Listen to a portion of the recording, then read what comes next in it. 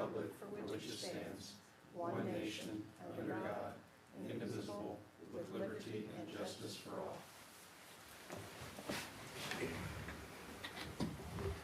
We have Pastor Kim Beery from Trinity United Methodist Church today.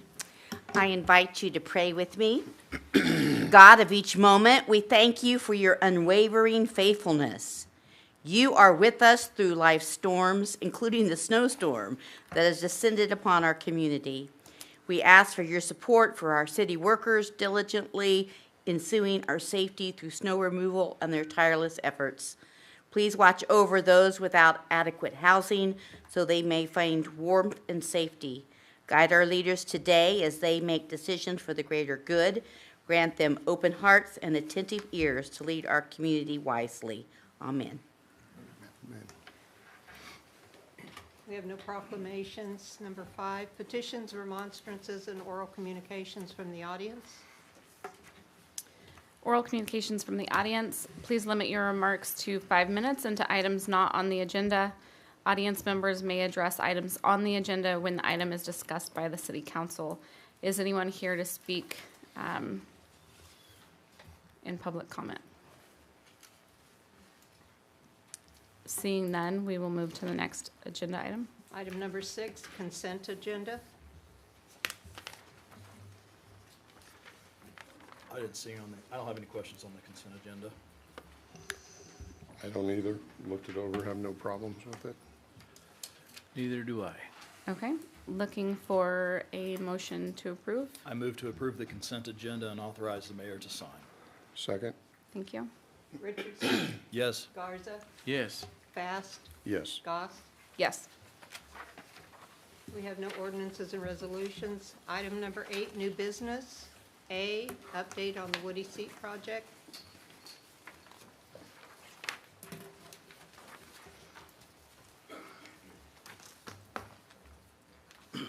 Afternoon, Council. Cecil Weibel, Public Works Director. Just wanted to do a quick update on the Woodie Seat project. We are getting ready to kick that off. The initial kickoff date is to start putting up the road closed and detour signs on the 27th of February. And all that construction will be up in place for that weekend prior to the actual start of demolition. And then construction will actually begin on March 3rd. With that, we are looking at detours. The detour routes are going to be basically Monroe and Adams are going to be the main detours for north and south, and then up to 2nd and F for the east-west traffic.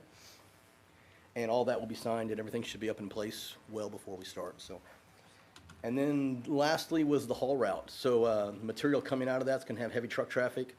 We're going to be having the primary haul route. It's going to be down F Street over to Plum, and then across over on down to G and on over to Severance. We're going to stockpile this material at the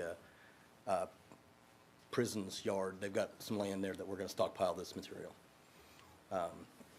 Just kind of a update, make sure if you had any questions on how this is rolling out, and see what we got from there.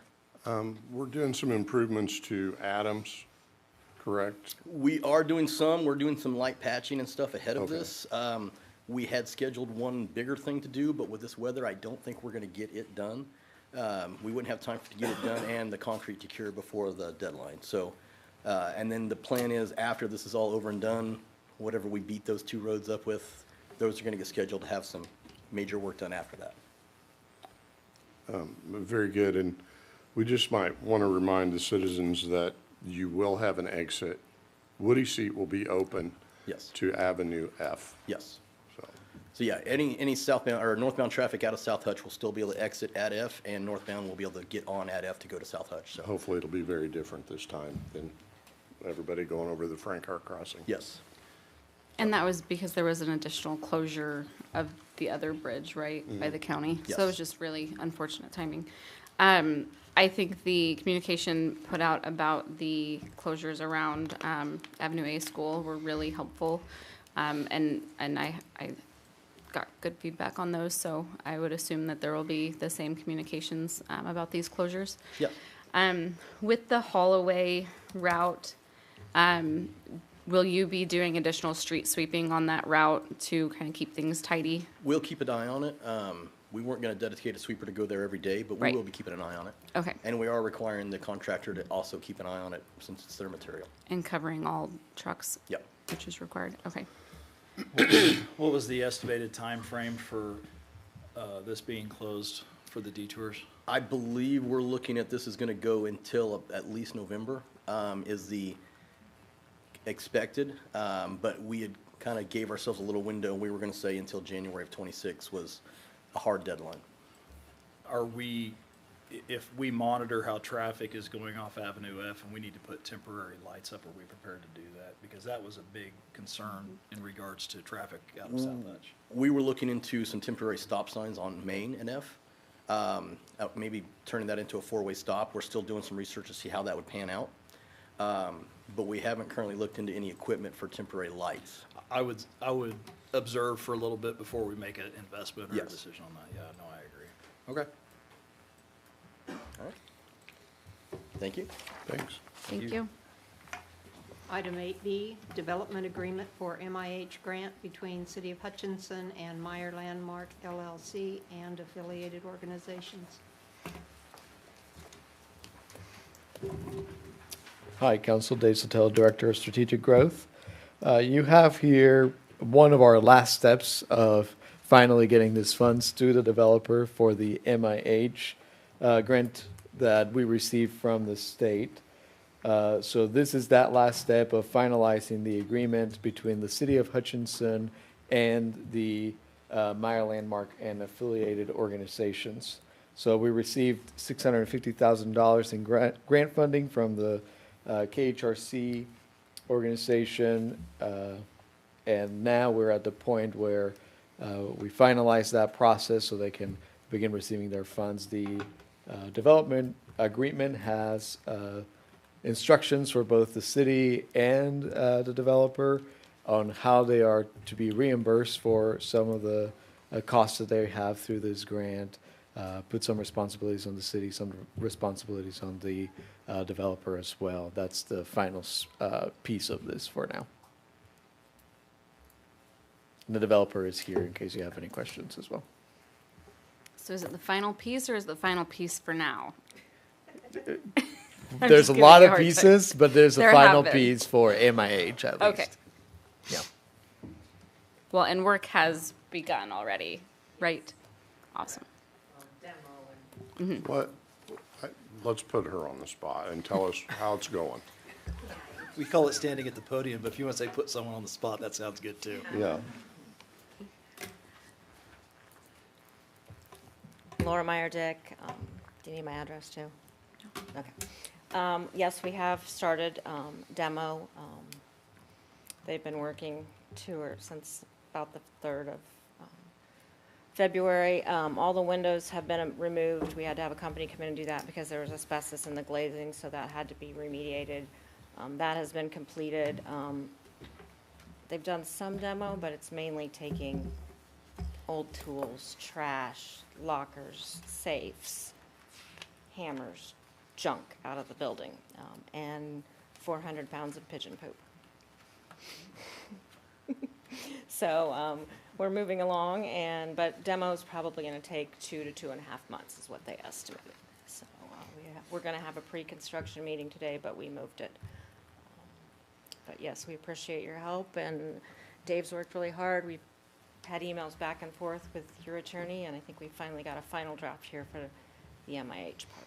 So, and the other part of the grant was the Kansas Housing Investor Tax Credit certificate that was awarded at the same time last February of '24, and that has been in the process of being transferred and sold as well. So that will complete that grant award, these two pieces. Any questions? Do you foresee any of your grants being in jeopardy due to the current political climate or any? They're all state grants except for the Awesome. federal historic tax credits, which Okay. hopefully that will not be affected. Okay, So they're all at the state level. okay, great. But good question. Thank you. Yeah, the next step for us, we did a little bit of work on RHID at the beginning of the year. So the next step for that is assigning the district, getting approval from the Secretary of Commerce to assign that district, and then moving that direction. But if there are no other questions, we recommend approval of the development agreement between the City of Hutchinson and the Landmark.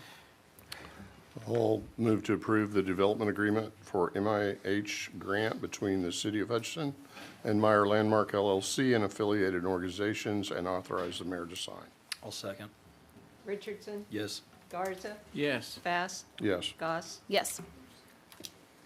Item 8C, permit fee reduction, the Meyer Landmark project. Good afternoon, Council. Matt Williams, Director of Community Development. I have another request today from the developers of the Meyer Landmark project. This is for a 50% reduction of the building permit fee. As a reminder, the project at 501 North Main is an adaptive reuse and historic preservation effort that will introduce 36 new apartments and 7,000 square feet of commercial space to downtown. The estimated building permit fee on the project is approximately $57,000. A 50% reduction would bring that to around $28,000.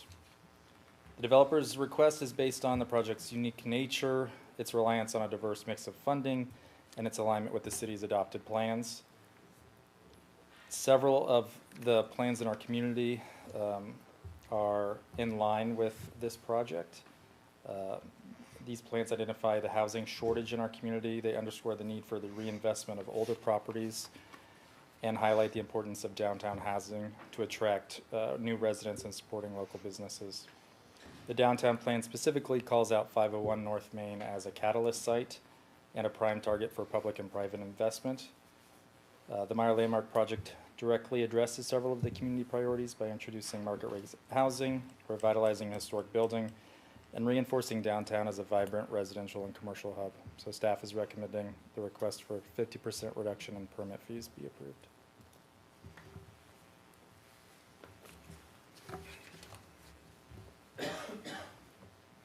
I don't have any questions on this. I think this is pretty straightforward, and this is something that we would consider any request from any business for this type of thing. That's correct.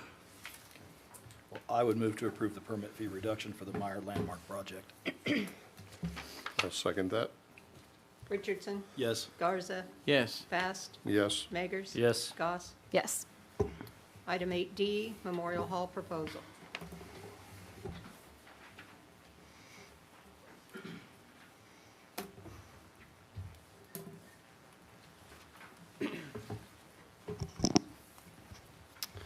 Good afternoon, Mayor and Council. Enrico Villegas, City Manager. So I'll be teeing this off, and I feel like I owe at least background and context to the audience and any of those that may take particular interest in this item as to why now. And so I'll try my best to do that.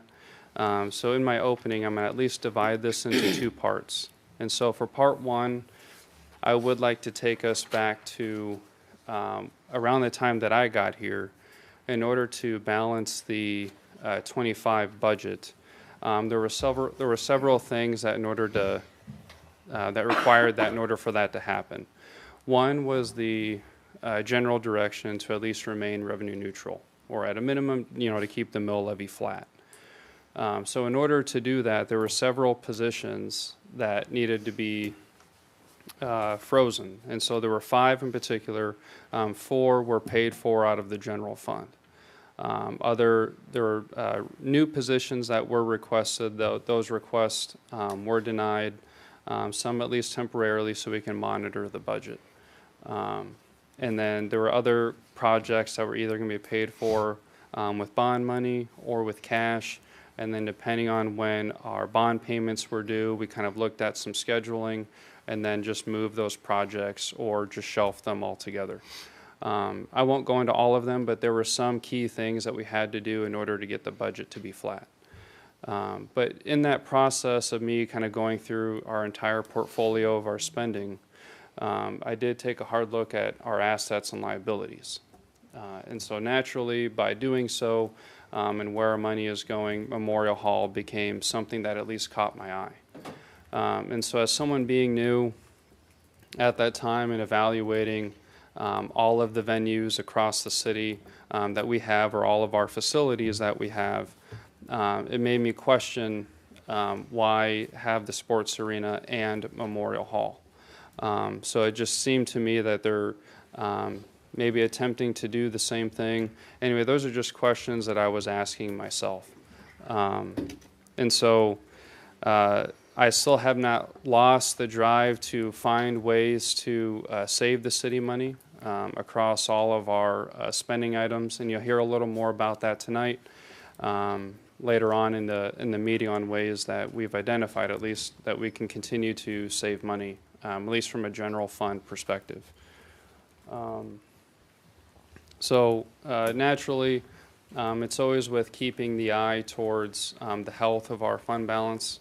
That is key for us to ensure that we retain low interest rates for our bonding and other things.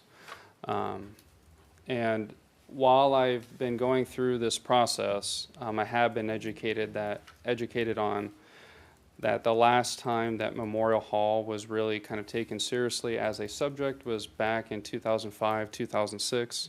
And I've had serious conversations with the former city manager at that time, Joe Palazzo, and he actually would have been here tonight had he not had a scheduling conflict to help kind of advise on what the discussions were at that time. And so Joe did inform me that there was a push by the city to sell Memorial Hall. Ultimately, that did not happen. But from 2006 to present day, it's kind of been more of a status quo holding pattern. And when, again, around the time that I got here and looking at the assets and liabilities for the city, it was also, I was getting myself up to speed on the Star Bond project and recognizing that Memorial Hall could play a place in the Star Bond project. That it was originally tossed around of perhaps maybe like an esports venue, and then most recently more of like a COSM type of experience that we would have partnered with a third party in the community to help us kind of operate that facility. Unfortunately, that doesn't appear to be panning out, and so we're kind of back to square one, which is what to do. And so with all of the increasing pressures that the city has that are outside of our control, whether it's inflation or cost of labor, CAPERS, KPNF going up, health insurance going up, all of these other things, that how do we, I'm trying my best to keep the city in a position where we're not always in a rat race every budget season. And so the questions that I was asking myself then, I'm kind of bringing that more to light now. So especially as we embark upon the 26 budget year, this is as good of time as any to at least bring it back up again, or to at least bring it up again. So with that, I will turn this over to Justin.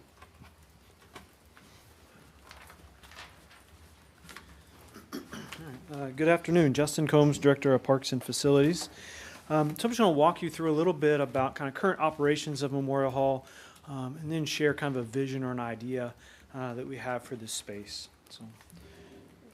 So a little bit about annual operating costs. So on the screen, I have the last 2 years annual operating costs. You can see expenses last year, $126,000. We generated $27,000 in revenue, resulting in a $99,000 net loss. Previous year was about the same story. I will point out, and we'll come back to the fee structure here in just a minute. If you look at the revenue from 24 to 23, we essentially doubled it because we doubled the rental rate for the building, and I'll share more about that. But again, I could have gone back further. It's always in that $90,000 to $100,000 net loss over the last several years. As far as usage goes, 2024 we had 37 events. We also had just under 24,000 visits to the site. You can see kind of the breakdown of the type of events, private events, free events, a ticketed type event or a sporting event. Very similar to the previous year. The mix changes a little bit, but 20 or 39 to 37 events is about our sweet spot. because of the lack of air conditioning in the building's only open 34, 36 weeks, depending on what the weather looks like at the beginning and end of the season. So that's a pretty full schedule that we have events going nearly every weekend there. You also remember we did a historic preservation plan a couple years ago, and the result of that really was that the building needs about $5.3 million in renovations, just to bring it up to kind of modern standards.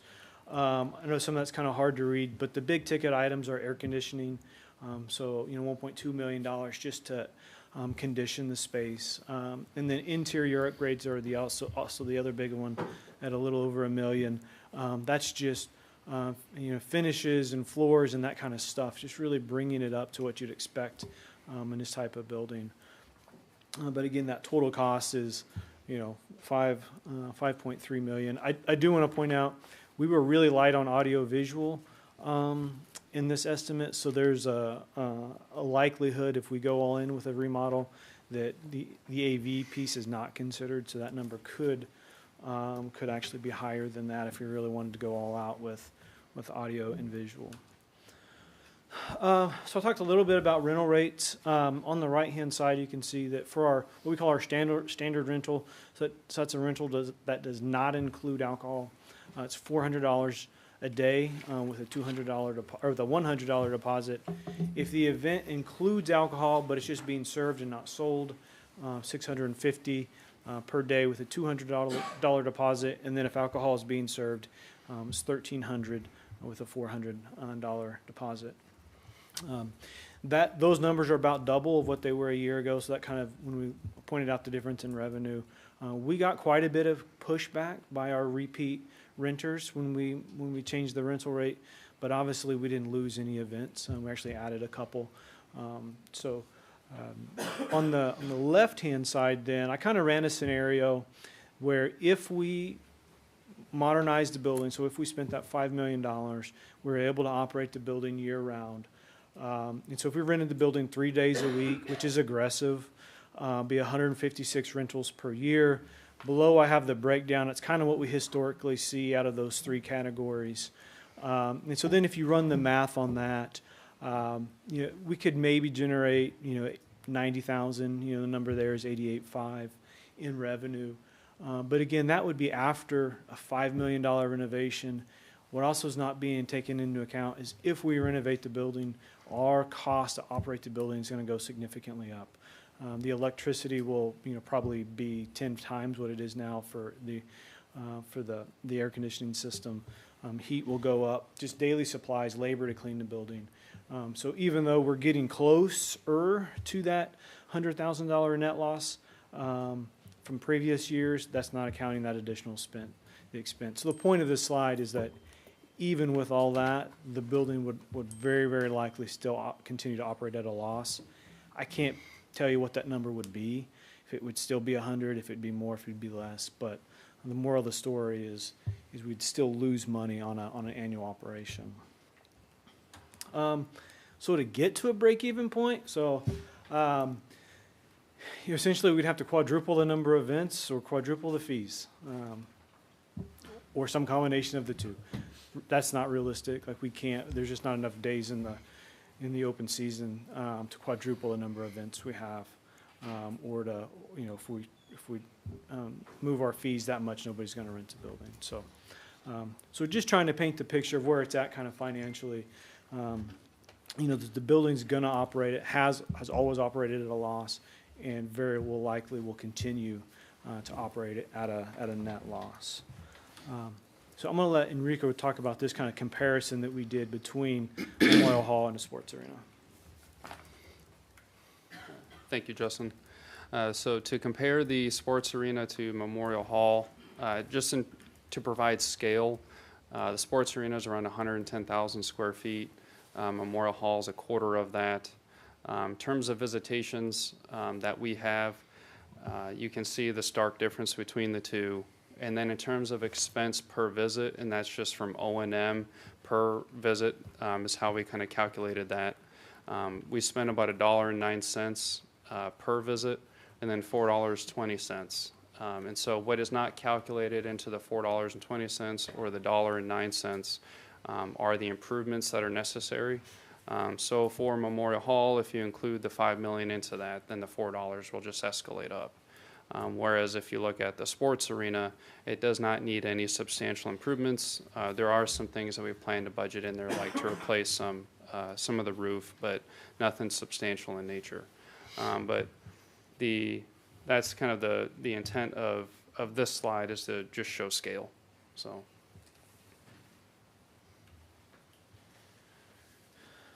So now we want to shift gears a little bit and talk about the space and some of the ideas we have for what the space could look like. One of the most striking things about the location of Memorial Hall is the proximity to George Pyle Park, Avenue A Park, which technically Grasshopper Park is also Avenue A Park, but everybody knows it is Grasshopper Park. But so just the connection between the two. I've also highlighted that block of Walnut Street, which is one we're proposing to at least look at to see if we need to have that street open anymore. And really the idea here is that could all of these spaces be connected into one green space, one park space that spans essentially 3 blocks.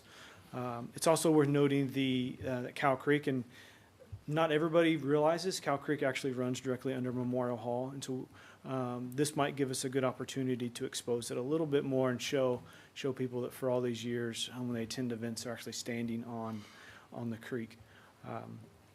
When you take a step back even further, then the story gets a little bit even more compelling. And so what we've done here is highlighted, so starting on the top left, so Southwest Bricktown Park. And then with what the Woodie Seat roundabout's going to look like, there's going to be a ton of green space in that highlighted area, essentially connecting Southwest Bricktown to the Woodie Seat roundabout. And now we're a block away from Avenue A Park, which is then connected under Main Street to Grasshopper Park, which could then connect to this new space in the George Pyle. And then there's the large grass medians that go down Avenue B. We show it as only 2 blocks. It actually goes all the way to Reformatory. And so now we could create this really cool connection, green space, linear park essentially, from Plum Street or however far to the east, all the way to Southwest Bricktown. On a side note, I am working on a plan for Cary Park to look at connections to the north, and so maybe this could play into then a connection piece even larger than what we're looking at here. But that's many years down the road. But when we're talking about Memorial Hall and the idea of building a park there, this is one of the reasons why I think it's such a great idea to at least explore, is because of this ability to make this kind of linear park or connect multiple existing parks. So when I say park, everybody gets a different image in their head, right? Some people are thinking playgrounds and splash pads. Some people are thinking landscaping, green space or active space. So I'm going to share some images here. So this is actually also called Memorial Hall in Joplin, Missouri. This was designed by Nick Stape, who's here in the audience from Garver. So Garver is the one who I am recommending for the conceptual design. So I just want to kind of give an idea of what the space could look like, because the word park is so generic. And what I really want to emphasize is that this site really leans into the history of their Memorial Hall, which would be exactly what my vision would be for this site. So it wouldn't be, knock the building down and put a playground and we call it good. It would be really honoring the fact that site's been a part of our community for over 100 years, and how do we honor that in a site that's more active, gets more use, it's more open to the public today than it ever has been. So these 2 buildings were very, very similar. The pavilion on the right side of the screen was actually where the stage of the Memorial Hall in Joplin, Missouri was, and so the idea was to turn it into a rental pavilion. You guys also see there's room for 2 pickleballs, a bocce ball, some gathering space, some green space. So lots of ideas, lots of things that could happen. I think they're similar in size, but I do believe our building is slightly bigger than this building. So we would actually have a little bit more room to kind of be creative and innovative on what we could do in our site. Also, this image really just shows what you can do with lights. So you can turn a space into something really amazing at night if you're really creative and thoughtful with the lighting.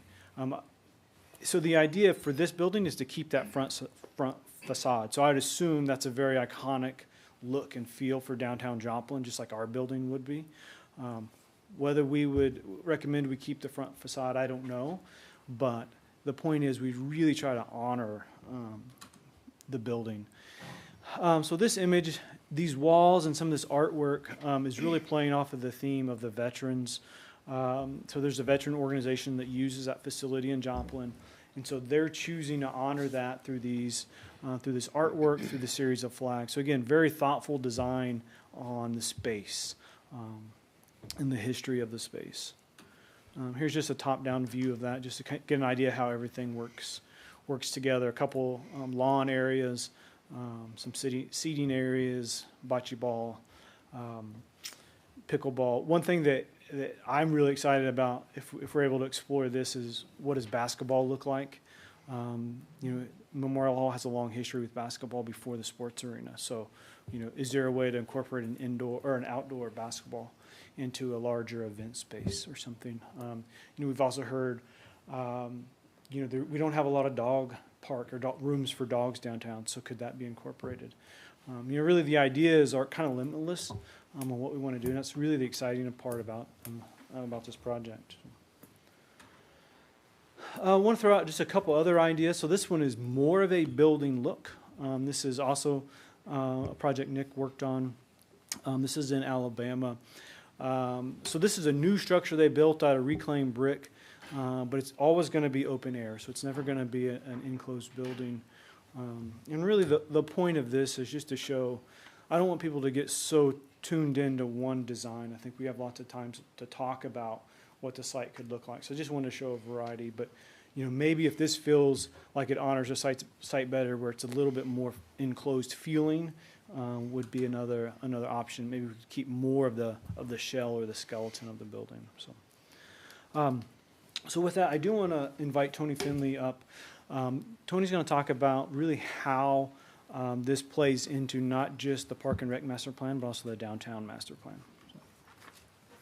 And if I may, real quick, one of the things that we have also been talking about as well, in order to make something really stand out, would be to really capture part of the creek that we do have and transform it more into like a river walk type of experience. So that is something unique that we could play into. So I just wanted to offer that up as well in terms of the possibilities that are available.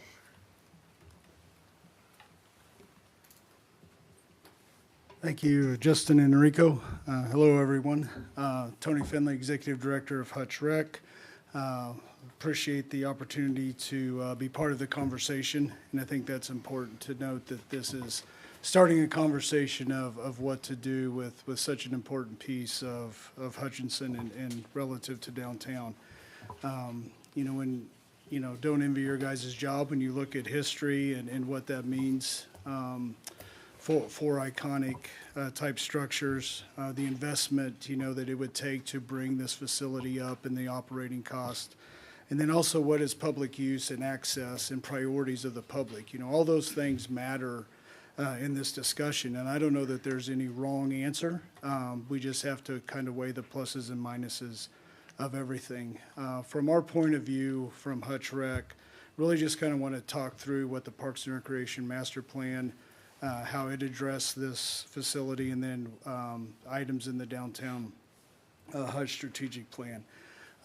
Definitely want to point out loss. Anytime you're talking, in this nature that a building will no longer be there, there is this sense of loss. I think we're all familiar with maybe, as a high school gym or a high school auditorium where you had your first play or you played basketball, and the school goes in and makes those renovations, and you have that sense of loss that, hey, that was important to me. Or, maybe it was a drive-in movie theater where you took your first date, right?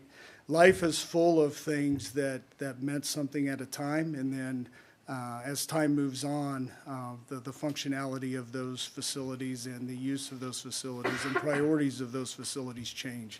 And so I think it's important just to keep that in mind as we talk through some of these things.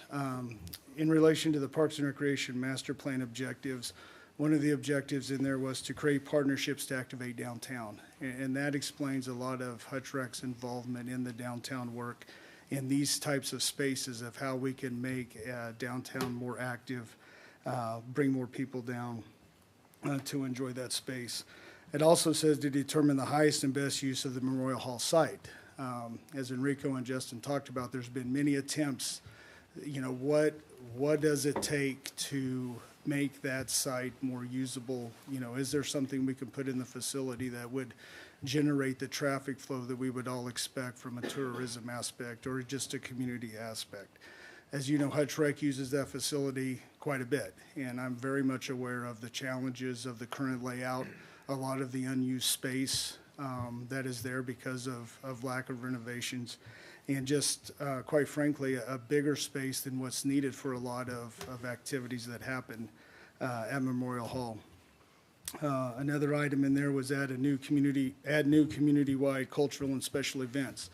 When we did the Parks and Rec Master Plan, the community told us they wanted more festivals, they wanted more special events, and from that you've seen Smallville, you've seen Hutch Fest kind of brought back. So those are the kinds of things that we are focusing on. The other thing I do want to hand out a couple of pages from that master plan. Thanks. Thank you. Thank you.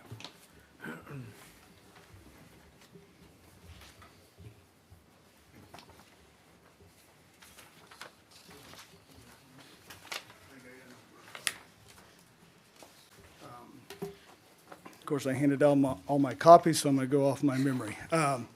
One of the aspects of the Parks and Recreation Master Plan was a statistically valid survey of our community that we used to develop the objectives and goals. I highlighted on the front page, I highlighted where Memorial Hall fell, and you can see the number of amenities, if you will, parks and recreation facilities above that. On the second page is where you'll see a graph, and you'll see where Memorial Hall falls on that graph. It falls in a quadrant that, according to this survey, that it isn't really a high need, and it isn't meeting the need of the community. In contrast to that, you'll see where Dillon Nature Center falls on that graph. So Nature Center, it's of very high importance to the community, and it's meeting that need at a high level. And so when you look at all of those facilities between where Memorial Hall falls and Dillon Nature Center, you start to think about investment, capital, $5 million invested in that type of a facility. What does that mean? Ongoing cost and so forth. So I think it's important to acknowledge that, the community of where they're placing their priority on dollars spent, and there's quite a few other amenities in there that the community has prioritized in the plan. Specifically to the downtown strategic plan, Memorial Hall was identified as a catalyst site. When similar to the landmark, what areas, public or private, can be, are available to really, move downtown forward. I think it's important to note that the plan doesn't talk about specifically what to do with the structure. It talks about the site, and what does that mean? And so when you look back to the Parks and Recreation Master Plan, maybe the structure itself or the building itself isn't as important as what could be at the site, given its location to downtown. And it gives the community the opportunity to envision what could be, what could be that next iconic feature in our community. Specifically want to point out Section 5 of the plan, the character in public spaces. 2 of the 12 key issues in that plan, or in that section, were lack of open spaces and public gathering spaces for festivals and performance, strong desire for an outdoor venue or amphitheater and more events and festivals. So very similar to what we saw in 2019 with the Parks and Recreation Master Plan. 3 of the 8 goals were create spaces that offer additional programmable environments for social activities and festivals. This is, Justin brought up a dog park or pickleball courts or things of that nature. A lot of ideas that you could do with that. Establish downtown as a primary public activity center for the community. So again, activate downtown, make that where our community members want to spend time. Cultivate a striking first impression for downtown, including iconic features that make downtown appealing, exciting, and memorable. One of the thoughts would be if we are able to open more of the creek and redesign that, could there be a lighted, river walk, creek walk type thing that would really be iconic and unique that you would only see in downtown Hutch. So there's a lot of ideas there that could make that fit those goals. Last thing on that plan strategy 5.8 is implement a cohesive and connected public space.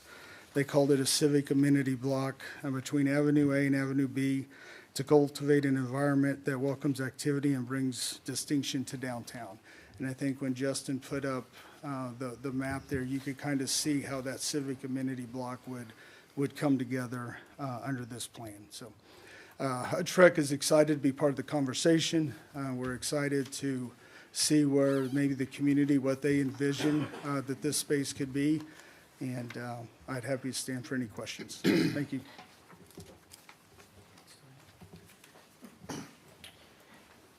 So just moving on to the actual recommendation at hand, I just want to be clear, we're asking to explore the idea. We're asking to design it conceptually with some cost estimating.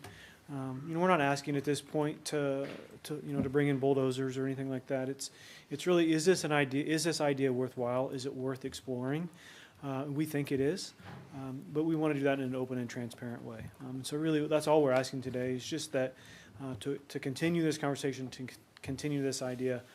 If approved, there would be community engagement. The design would not happen in a vacuum. It wouldn't just be, us sitting in an office somewhere. There'd be, I don't know what that community engagement would look like. We've got people who specialize in that, so we'll definitely make that piece happen. So I know it's a lot to unpack. I know it's a kind of a big, bold idea. So what questions do you have? Well, I love this idea.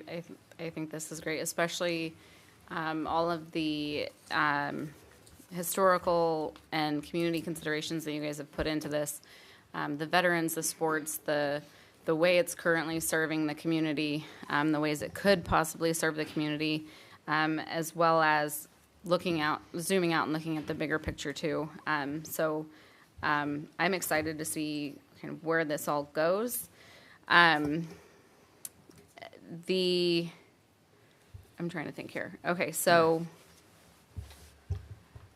I think mostly my questions are like design questions and that sort of thing, which I know this is not there yet. But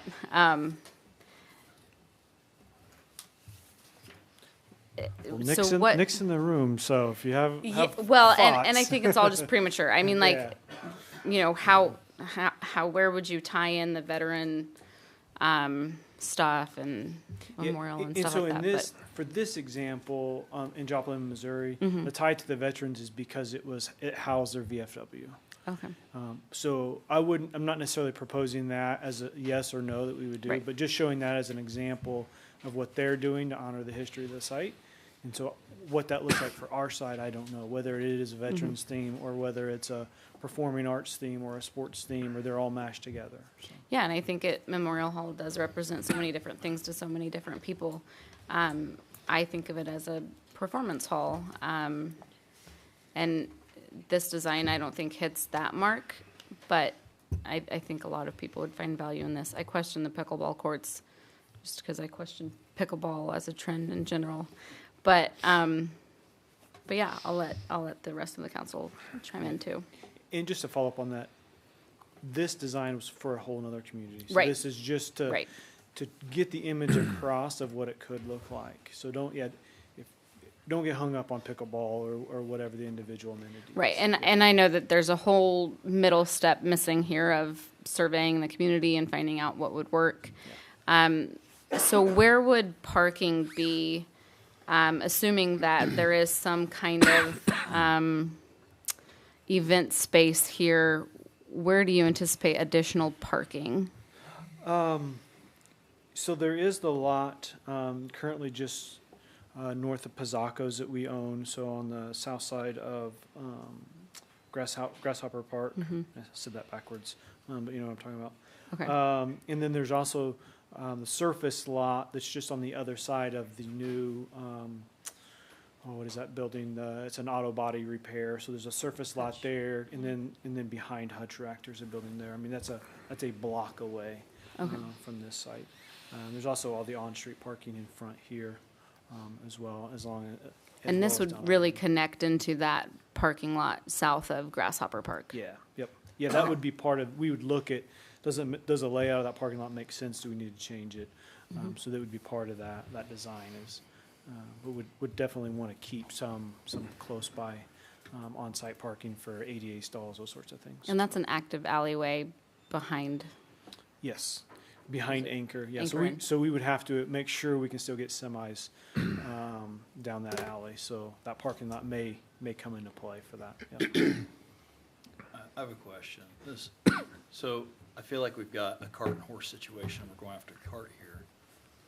Why aren't we really discussing the options of selling Memorial Hall before we go into the investment of what to do with the property if we don't sell it? I think we need to make a decision on, are we going to sell it? Is that something that's viable? Is there people in the community, private investors or region, interested in Memorial Hall the way it is before we make the investment to create something to make another investment in the property? I think we need to vet that sales aspect first before I think that's great. I like it, but I want to make sure we're procedurally handling this properly and vetting the idea. No, I appreciate that. And part of why we're elaborating more on option 2 is because option 1 seems self-explanatory in terms of just selling it and what that meant. But it doesn't cost us anything to hear Correct. people and their ideas before we go creating our own idea for the project. No, I totally agree. But that was kind of why we did it this way, just to explain.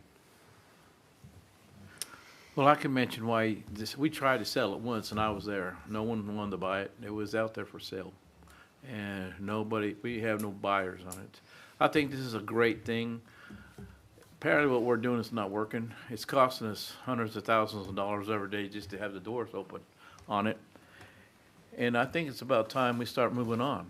I know there's people out there that doesn't want all the memories, like you say, in Memorial Hall. I would like to see it, it's just what I'm thinking, just sitting there called Memorial Park, or we take that block off Memorial Hall. There's a block there that the president sat there on Memorial Hall and put it on a monument there. Put the picture of Memorial Hall and everything that happened in Hutchinson, Kansas.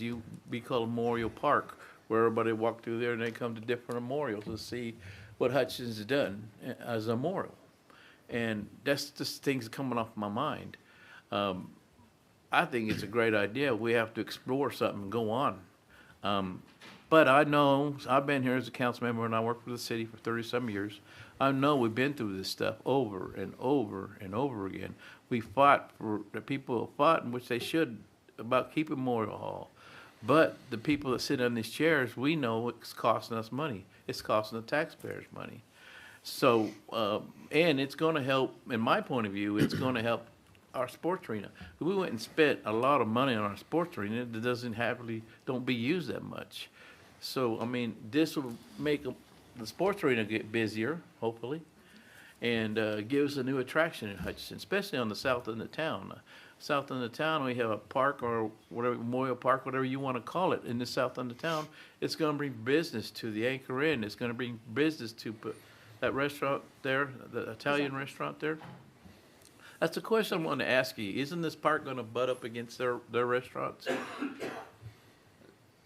mean, we have an alley back here, right? And this park will be butt up right against them, wouldn't it? Or be on the side? of them? Kazakos, are you Yeah, talking about? yeah. Yeah, so the parking lot would be in between, and it is now between Grasshopper Park, essentially. You have Grasshopper Park parking lot and then the Kazakos building, yeah. Yep. Okay, but we're here spinning our wheels. Every year we spin our wheels. We gotta do this, we gotta do that. Why don't we not do that? We gotta get going. We gotta get Hutchinson moving. In my point of view, this is good. We already tried to sell it. No one wanted to buy it. We've already tried all those techniques that we're talking about. So it's been through that. So in my personal view, let's get going. Let's get something going here. I don't want to tear down Memorial Hall. As an electrician for the city of Hutch, I worked on Memorial Hall. The electrical in that place is a mess. It is a mess. And I got a question for you, Justin. What happened to the lighting that was in there? I know we helped install new lighting in there. Does the lighting work anymore? The lighting contactors are up on the attic. Yeah. Does it work anymore? As far as I know, the lighting, I know we have issues with the sound system. Okay. But the lighting, now we don't have performance lighting, so specialty lighting, spotlights, that kind of stuff Right. has to be brought in, but the house lighting is all functional. Yep. Okay, yeah, I do know, because I worked in that, Memorial Hall is a mess. If you put any more pressure on the electrical system, you're gonna have to rebuild the electrical system. The electric system is terrible. And then you got an air conditioner problem and all that other stuff. So people, we have to think about, it's already cost us so much money already, and it's done its job. I don't know when Memorial Hall was built. When was it, 1920s? When was it built? It's 113 years old, so yeah. 113 years old? Yep. So 1911, yeah. So we have to do something, go on and see if we can't do something different. And then the parking, like you guys just brought the parking is an issue to me. And we don't have much parking right now. So that will probably be a big problem. And once we if we do build something like this, and I would like to have a big stage there in this park, and it's not a park, or this pavilion thing here, where we can have concerts and we can have things, but this would be different. We have an outside concert instead of an inside concert. So there's a lot of great things could happen to it. And we as Hutchonians, we have to move on.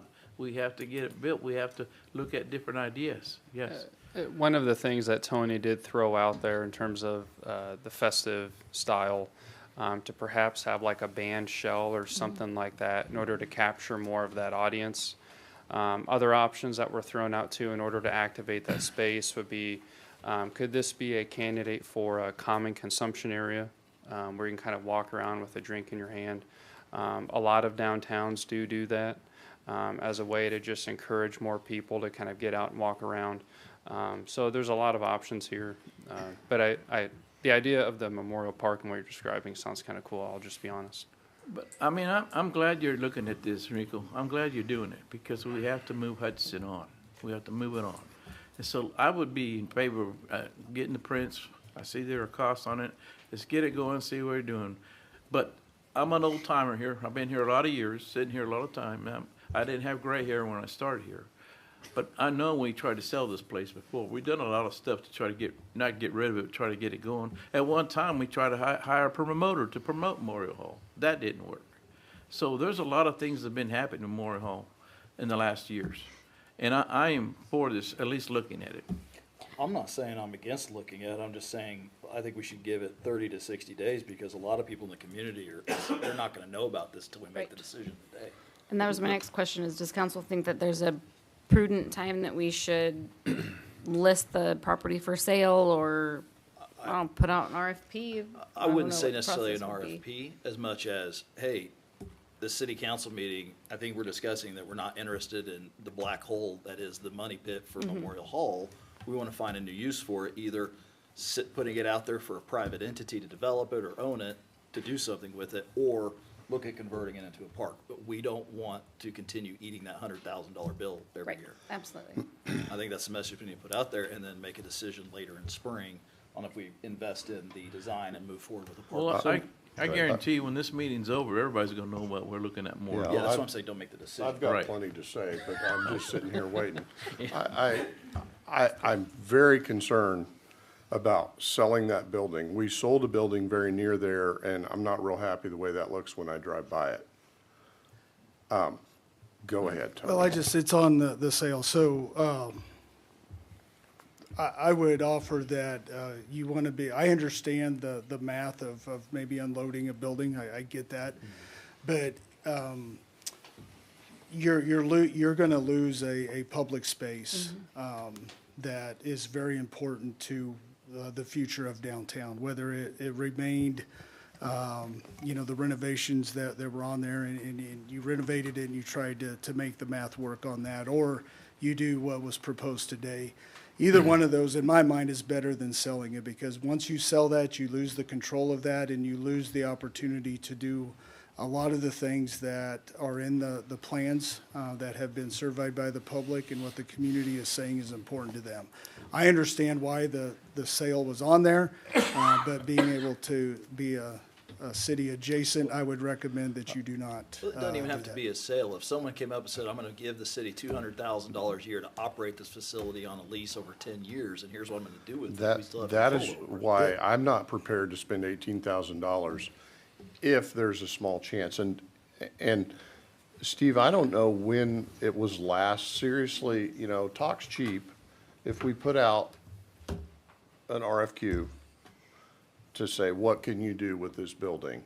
I think we need to do that first, and I'm with John. It doesn't need to be a year and a half. We need to see what that looks like. I'm not for selling it for $10,000 or anything like that. We've been down that road. It irritates me every time I think about it and every time I drive by a building like that. So that's where I'm at. And I've got all kinds of ideas. I mean, we saved the corner of that building, and because that's where the monument is. Yes. I mean, I appreciate your work there in Joplin, and that gives me hope that if we don't find a private investor, and I would just remind folks that $100,000 a year is $250,000. We talk constantly about our mill levy and trying to do financially prudent things.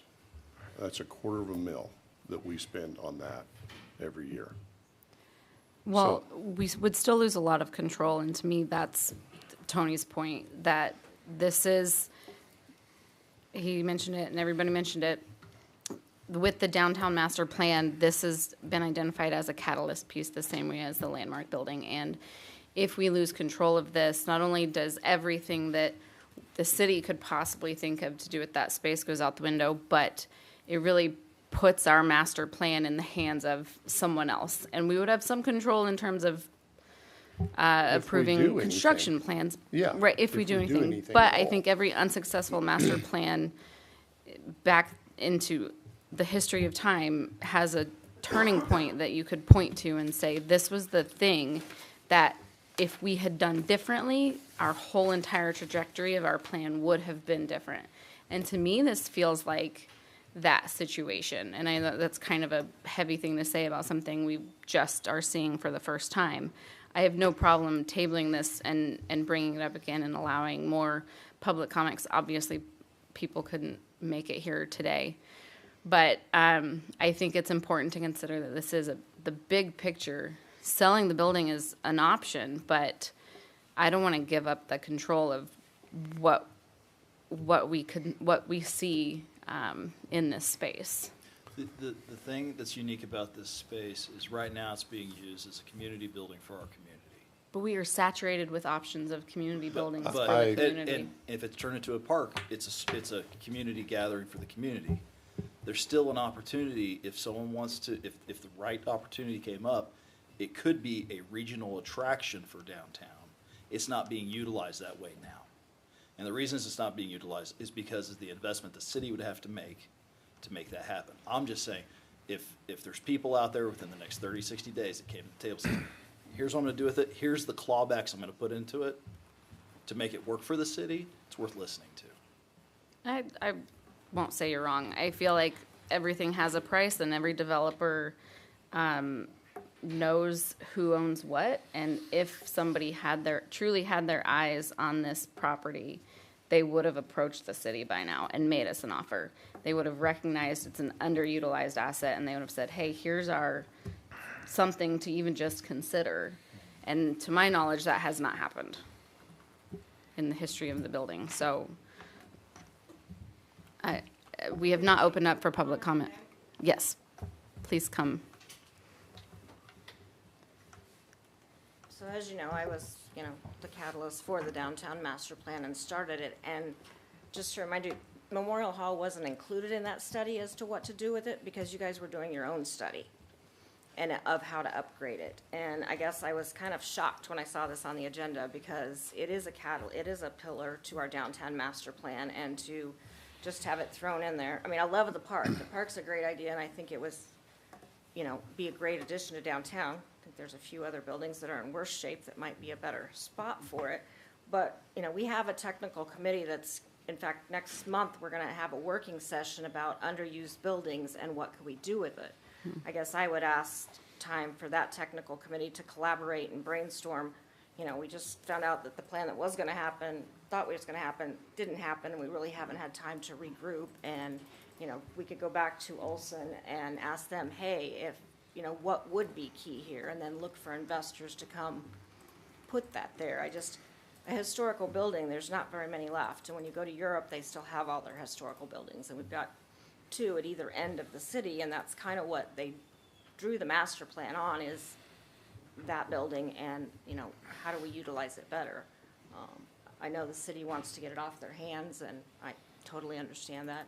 I think you could make it break even on rental rates because those are pretty low, but I guess I would just ask for time for the chamber. And I mean, the list that Visit Hutch provided when we started the Star Bond research was amazing, the dollars it could drive in if it was a 365. I don't know if you guys have seen those emails from Leanne, but esports, gymnastics, pickleball, wrestling, I mean, all sorts of things that you could utilize it for, which would drive more tax dollars here, more business, more TGT tax, maybe even get a hotel downtown if we had that kind of facility in. I think the only other esport facility is up near Kansas City, and the dollars that it drives to all of our surrounding states is kind of astronomical. And we've got the Star Bond potential to help you redo it and get it up. And I guess how much more would it be worth if we did upgrade it, try to run it, and then sell it? I don't know if you want to go down that, but it wasn't included in the master plan as what would be its best use. Thank you. Well, my 2 cents is, the park's a great idea, but I'm kind of the same mindset. We need to kind of do our due diligence, because I don't know when we actively were trying to sell it. I don't know that's the right idea or thing we need to do as well, but I think we need to table it for 30 to 60 days. It's something I don't want us to procrastinate on and take 6 months to a year to figure it out, but something, because it is costing us money, and I think that's why we need to move on and do something with it. So that's what I would like to do, is like table it and then just see what we can come up with to do with it possibly.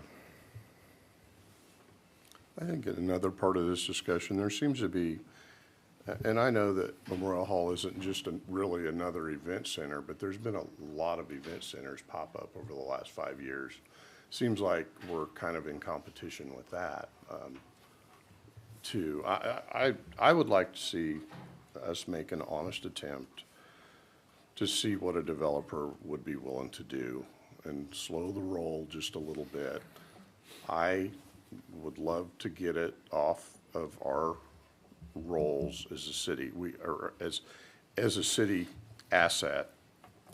I feel like we need to stay in our lane a little bit here in operating an event facility.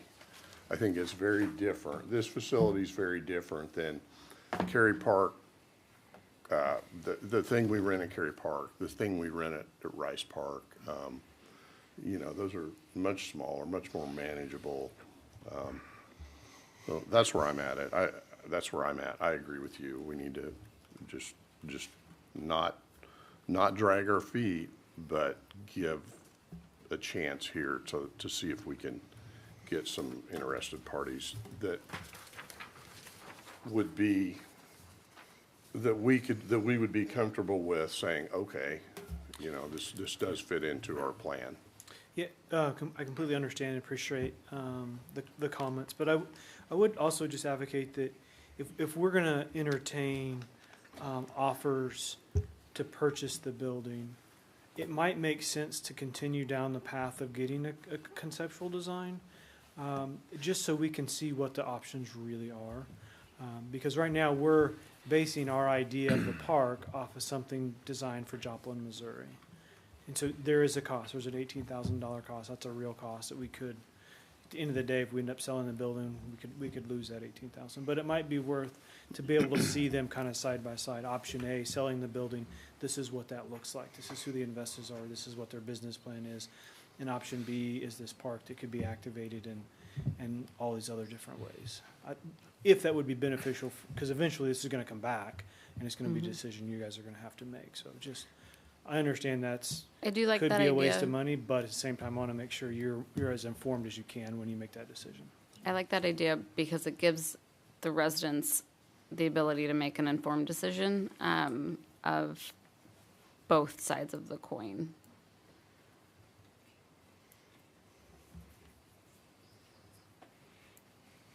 Deborah, did you want to speak?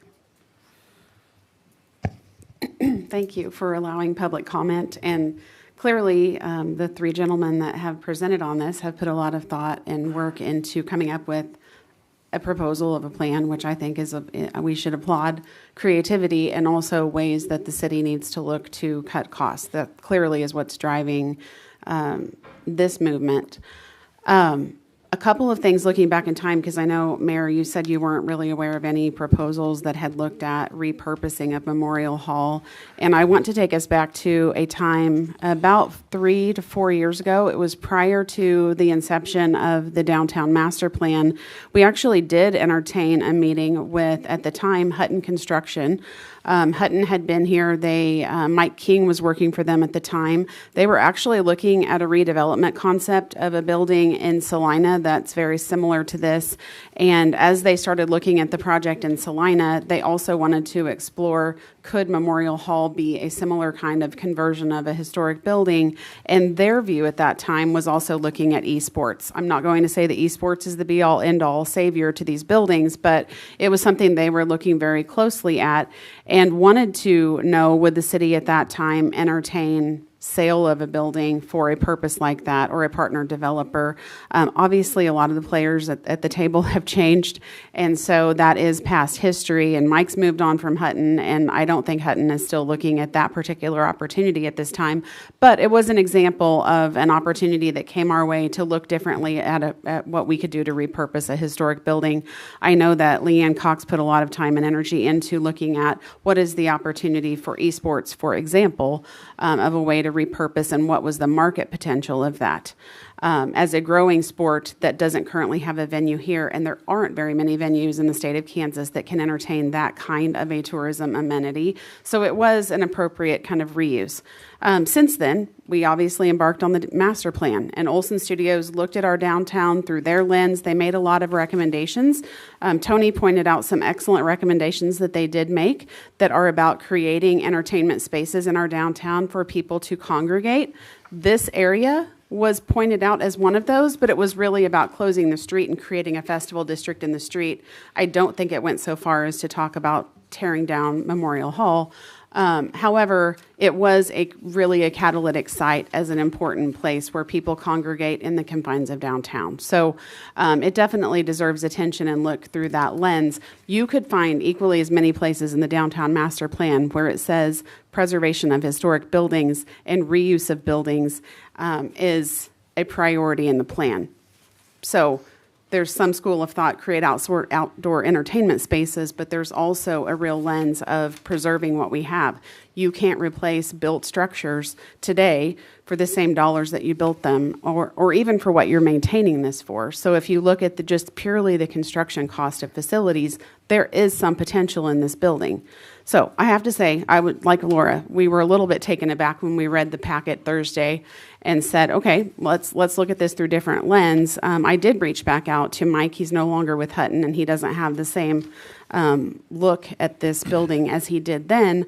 But in reaching out to him, I was introduced to another individual who has some ties to Hutchinson. They live in another state currently, but in the past, they also, too, had interest in a redevelopment concept. I did talk to them Monday just to see what their interest level is, and was very honest with them about it needs about $5.2 million of renovation for repurposing by someone. So I do think an appropriate interim step before you make the step to do a study for the park would be be very transparent, see if we can find developers that have interest. The other challenge in doing the downtown master plan, and it was one of the catalysts and the reasons we did the plan, is that we don't really have a great site downtown for a future hotel. You know, for 5 years, or maybe longer, as long as I've been here, people have said, why can't we have a new hotel downtown like Salina? It was one of the reasons we hired the master planner that worked in Salina to help us with the downtown master plan. We still don't have a real site in downtown for redevelopment for a hotel, because what do you displace to make it happen? So maybe this site could be a redevelopment site for a hotel if you wanted to look at, could you put something like the Homewood Suites in Salina in our downtown? I think you also have to look at scoring how you redevelop sites by, do they contribute to the tax base or do they take away from the tax base? Currently, it's costing the taxpayers. A future park won't add to the tax base, so you might want to look at, just like maybe you felt it was a misstep with the building just south of there, selling it and then it turning into something you didn't want it to, really scoring what the future use would be if you could turn it into a tax-paying site by using it as a redevelopment potential for something iconic like a new hotel, because we still really don't have a great place for a hotel in downtown. So those would be my initial thoughts. I appreciate the work that the gentlemen have put into looking at a repurposing, and I think it gets it put on the table, it gets people talking about it, and for that, I think it's an important step. So thank you for being mindful of just taking the time and being very transparent about how to redevelop it. Thank you.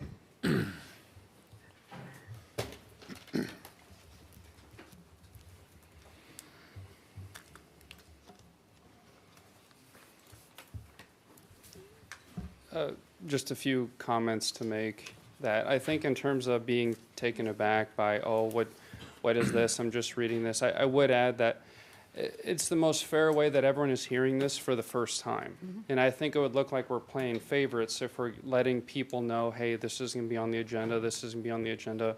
And so I just want to capture this moment, that it's fair. So everyone is hearing this for the first time. So I do want to clarify and clear the air on that. But I would also add, again, if people were to step into my shoes and in working with the council and everything, and how do we achieve revenue neutral? Because there's always constant pressure to do that. We have aging infrastructure that we know of, and we have a lot of infrastructure that needs to be fixed. We have an extensive amount of city facilities that we're evaluating. Are there other buildings that we could offload? Can we condense stuff like, I mean, everything is on the table to discuss. And so it seemed fairly innocent, at least to talk about what are the possibilities that we could do, which is why they're broken into options. A lot of the esports and other things too that were looked at, what I'm familiar with is that they're in larger markets, so you have a bigger pool to draw from. I'm not saying it couldn't happen here, but I just think that we do need to take that into consideration. So those are kind of my ending comments for that, but I would also stand for any questions that you may have for me.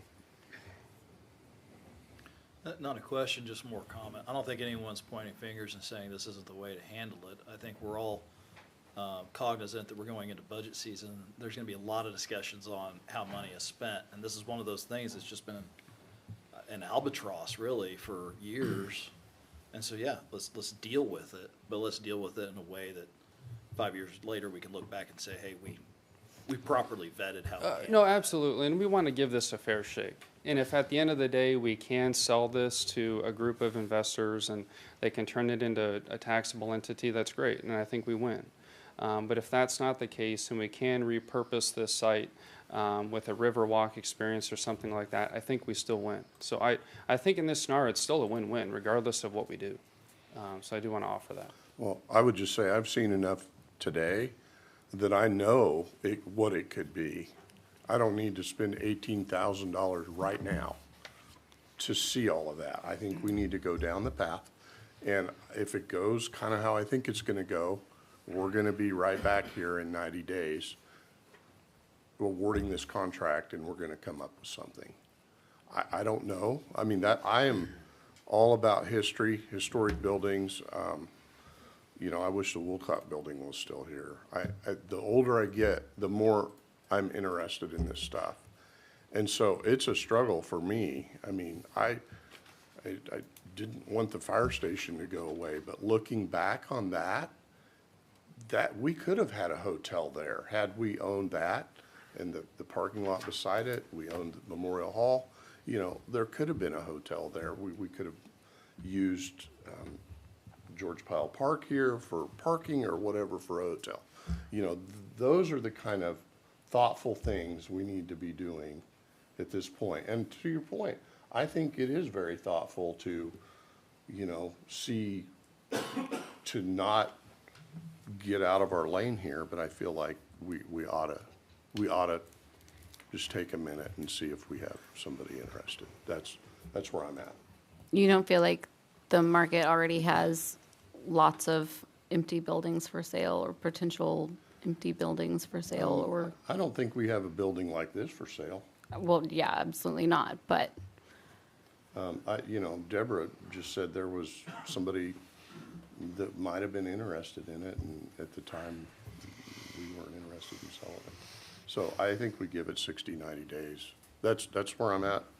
That's what I would like to do. Deborah, what would be the timeline required for you to, if you could come back to the podium, sorry, I'll talk while you walk. What would be the timeline required for you to kind of put this on your list of things that you're promoting as a potential site? I think if we give it a fair shot and put it out there and talk about, you know, in fact, Enrico and I talked about this earlier this week. We could do a sealed bid process. We could do a bring us your best redevelopment proposal process. I think putting that kind of out in the form of an RFP for developers, take some time to put the RFP together. You give time for response. You give time to review. I think 60 to 90 days seems like a fair window. And would that tie our hands to accepting one of those offers?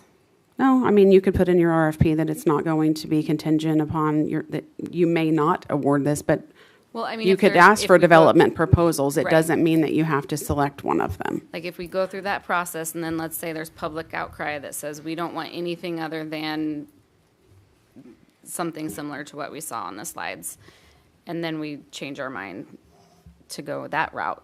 I just want to make sure that going that route with an RFP or something like that wouldn't force us to select. I would work let with Paul one of Brown those projects. weigh in on the legalities We of would that, still but be you could be totally very flexible. transparent that you're looking for a redevelopment proposal, and yet, if you're not doing it as a closed bid process, it could just be simply a Just put a clause in RFP. there that says we've reserved the right to reject all proposals. Okay. Keep in Yes, mind- that language. I Thank you, would- Paul. I would also note that the McVeigh building and the Salt City Business College were empty for decades up until the last year or two, and now there's activity in both of those buildings.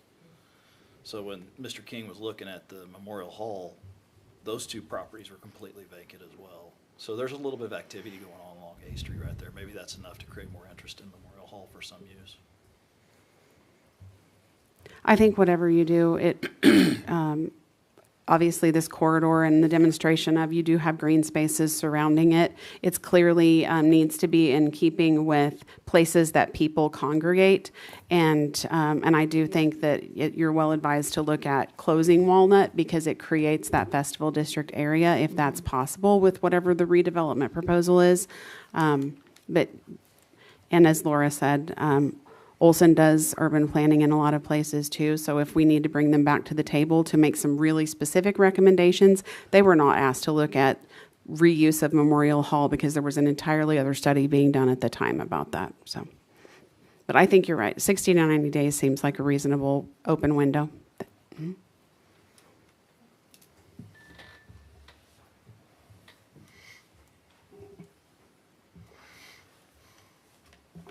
I would move that we table that we move forward with an RFP for development proposals for the Memorial Hall location for 90 days, and we revisit the park plan based on that after that time.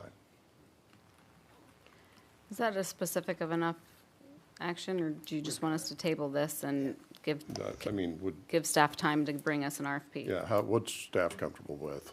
I'm fine with that. Yeah, Okay. it's fine. We'll take Okay. care of it. I'll second that. Thank you. Richardson? Yes. Garza?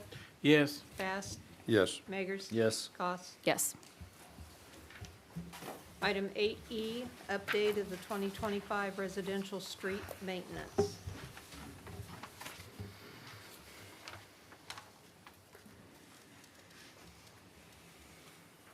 Afternoon again, Council. Cecil Weibel, Public Works Director. This is just kind of another update. We will have a contract for you here shortly, probably a couple weeks, but it's that time of year again. We're getting ready for the residential street maintenance program. Kind of an 8-year cycle that we go through throughout the city, all the different areas. So to tie into that this year, or just to give you some background, engineering estimate on this came in at about $1,319,000, and we came in just a little under that with the bid we're going to probably go with.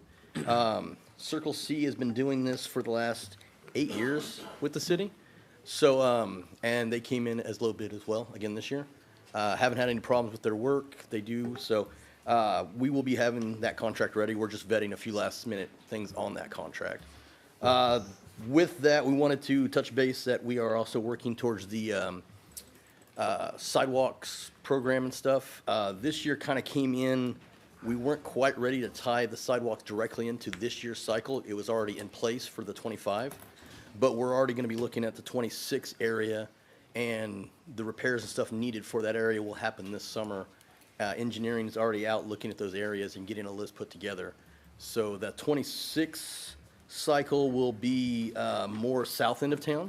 So I believe it is going to be from south of 4th between Monroe and Plum, or Monroe and Severance, is the area that we're looking at that'll have sidewalk, curb and gutter replacement, and stormwater.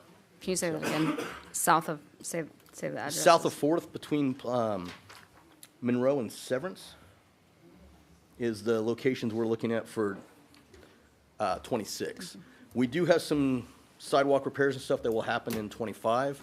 I don't have those directly in front of me, but once this cycle gets going now, that'll be our new cycle. Is the year before we're going to be in an area doing the chip seal, all that sidewalk repair, curb and gutter repair, stormwater repair will happen as well, along with street crews are going to go in and update signage in the neighborhoods, a lot of aging infrastructure, just making sure as we move through a neighborhood, we try to tie all that together.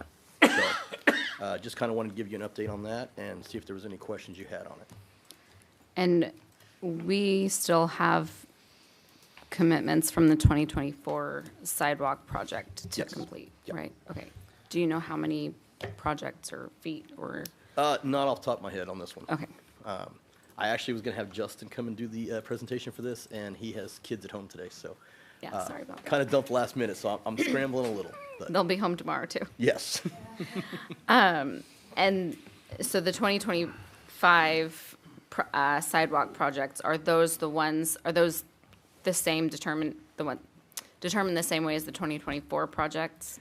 Yeah, a lot of those were the ones that were kind of brought into that area, and Okay. trying to work through those now. Okay. When we do chip seal, we're not talking about doing sidewalk. You know, we talked about when we're doing major renovations. No, this starting in with the 26 area, the neighborhoods that are getting chip seal, we're also looking at those sidewalks. Oh, great. Okay. And they will be based off of, we're not going in and putting all new sidewalks in all the areas, but we are trying to repair the existing sidewalks. Or if there's a small gap of missing sidewalk, trying to go in and tie those in. We're not putting in whole new neighborhoods of sidewalks with this program. Right. We are looking into some programs to get some funding to be able to do that in other areas. But this program specifically is to fill in gaps and kind of tidy up some of the aging sidewalks. All righty. I do have one more question. This will allow, when we move forward in 2026, or in the future, we won't force sidewalks into neighborhoods where there's historically not been sidewalks, though, correct? To my knowledge, no. Okay.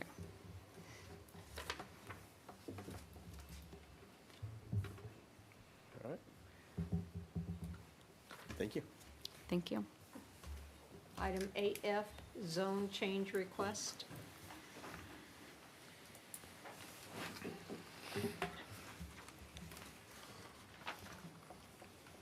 Hello, Matt Williams again, Director of Community Development. I'm here to present a zone change request from the I-2 Industrial District to the I-3 Heavy Industrial District with a conditional use to allow auto salvage at 1511 West 4th. The applicant has indicated that they are requesting the changes so they can continue to store inoperable antique vehicles on the site, a use for which they received a zoning violation. Per the zoning regulations, the storing of 2 or more inoperable vehicles for 3 or more weeks is classified as a salvage yard. In terms of the property, the 1.4 acre site is generally located southwest of 4th and Hendricks. The character of the area is a mix of residential, commercial, and light to medium industrial uses. To the north of the subject site are properties zoned C4 Special Commercial District and developed as Bornholt plant land. Properties to the south, east, and west are zoned I2 and developed with residential, commercial, and industrial uses. On the November 12th Planning Commission, a public hearing was held for this item, and Planning Commission voted to defer the case in order for the applicant to resolve complaints related to oil runoff and potential water contamination from an adjacent property owner.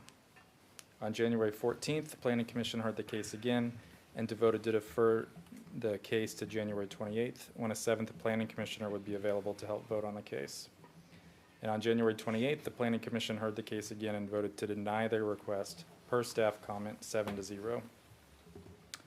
It's recommended that the City Council adopt the findings of the Planning Commission and deny the requested zone change. Alternatives include overriding the Planning Commission, adopting alternative findings, and approving the request. That would require 4 out of 5 votes. Or you could also return the case to Planning Commission for additional consideration with a simple majority vote. Take you through a few slides here. So this is southwest of 4th and Hendricks. The site is currently zoned I1. Or I'm sorry, currently zoned I2. Here's the future land use map from our comprehensive plan showing the dark gray area as industrial, future industrial land. The tan color is future residential land. Here's a site plan submitted by the applicant. And here's a few pictures showing the building on site looking south, looking at the east side of the site. Here's a good shot of the antique vehicles that are being stored on site. Here's Bornholtz to the north, and then some of the residents to the south, east, and west. Even with the requested zone change and conditional use, the zoning regulations prohibits auto salvage yards within 300 feet of residential zoning districts. On this map, you can see the orange area. That is a 300-foot buffer from residential districts. So the area that does not have any orange on the northeast kind of corner of the property, that is the area that could have the auto salvage if this were approved. The applicant did request a variance from that requirement. The Board of Zoning Appeals denied that request on January 28th, and that decision can be appealed to district court. So with that, again, our recommendation is to accept the Planning Commission's recommendation to deny this request. Be happy to answer any questions.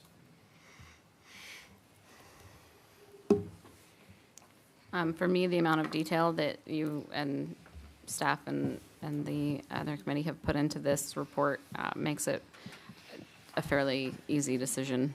And the fact that people did show up to speak against, and there was also a letter submitted, if I... Yes, there was one letter, yes. Thank you. Any questions or comments from council? No. Is anyone here to speak in public comment on this? Seeing none, I'm looking for a motion. I move to deny the zone change request from I2 Industrial District to I3 Heavy Industrial District and the conditional use request to allow auto salvage. Second. Thank you. Richardson, Yes. Garza, Yes. Bass, Yes. Magers, Yes. Goss. Yes. Item And 8G. I'm going to stop you right there. We're going to take a 5-minute break, and maybe they need to get something set up for the next part, which I believe has a Zoom presentation. We're going to take a 5-minute recess.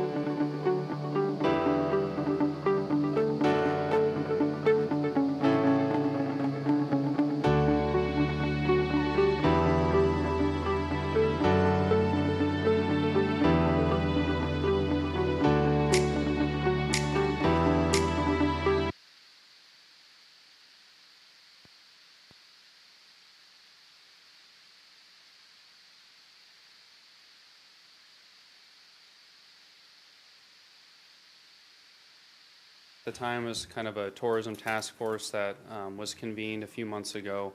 And the genesis of that and the premise of that was that at the heart of it, Hutchinson, in my opinion, is a top-tier destination for people to want to come to, especially when it comes to rural communities. There's a lot of amenities that we have to offer, and you can go down the line from the state fair to something that makes us unique, to the Cosmosphere, Stratica. You can keep going and going. And I wanted to learn more from our community partners on ways that we can all work together, ways that the city can help facilitate any discussions around what can we do to help elevate our game, so others outside of Hutchinson and beyond know to come here. And so that was at the heart of it, and we've had a lot of discussions in the 3 meetings so far, very productive meeting. And we want to center ourselves around actionable items so we can start building traction. And so with that, I want to turn this over to Lori and for her all to share this really cool presentation with you. All right, thank you. Can you hear me all right? Yes. Yes? Okay, fantastic. So I wanted to give just a little bit of background about Market Hutch. And so, as you might know, you appropriate money each year to the Market Hutch Committee, which is supported by Visit Hutch and the Hutch Chamber. So Leanne, who I think is in the room, has been overseeing all of the Market Hutch project.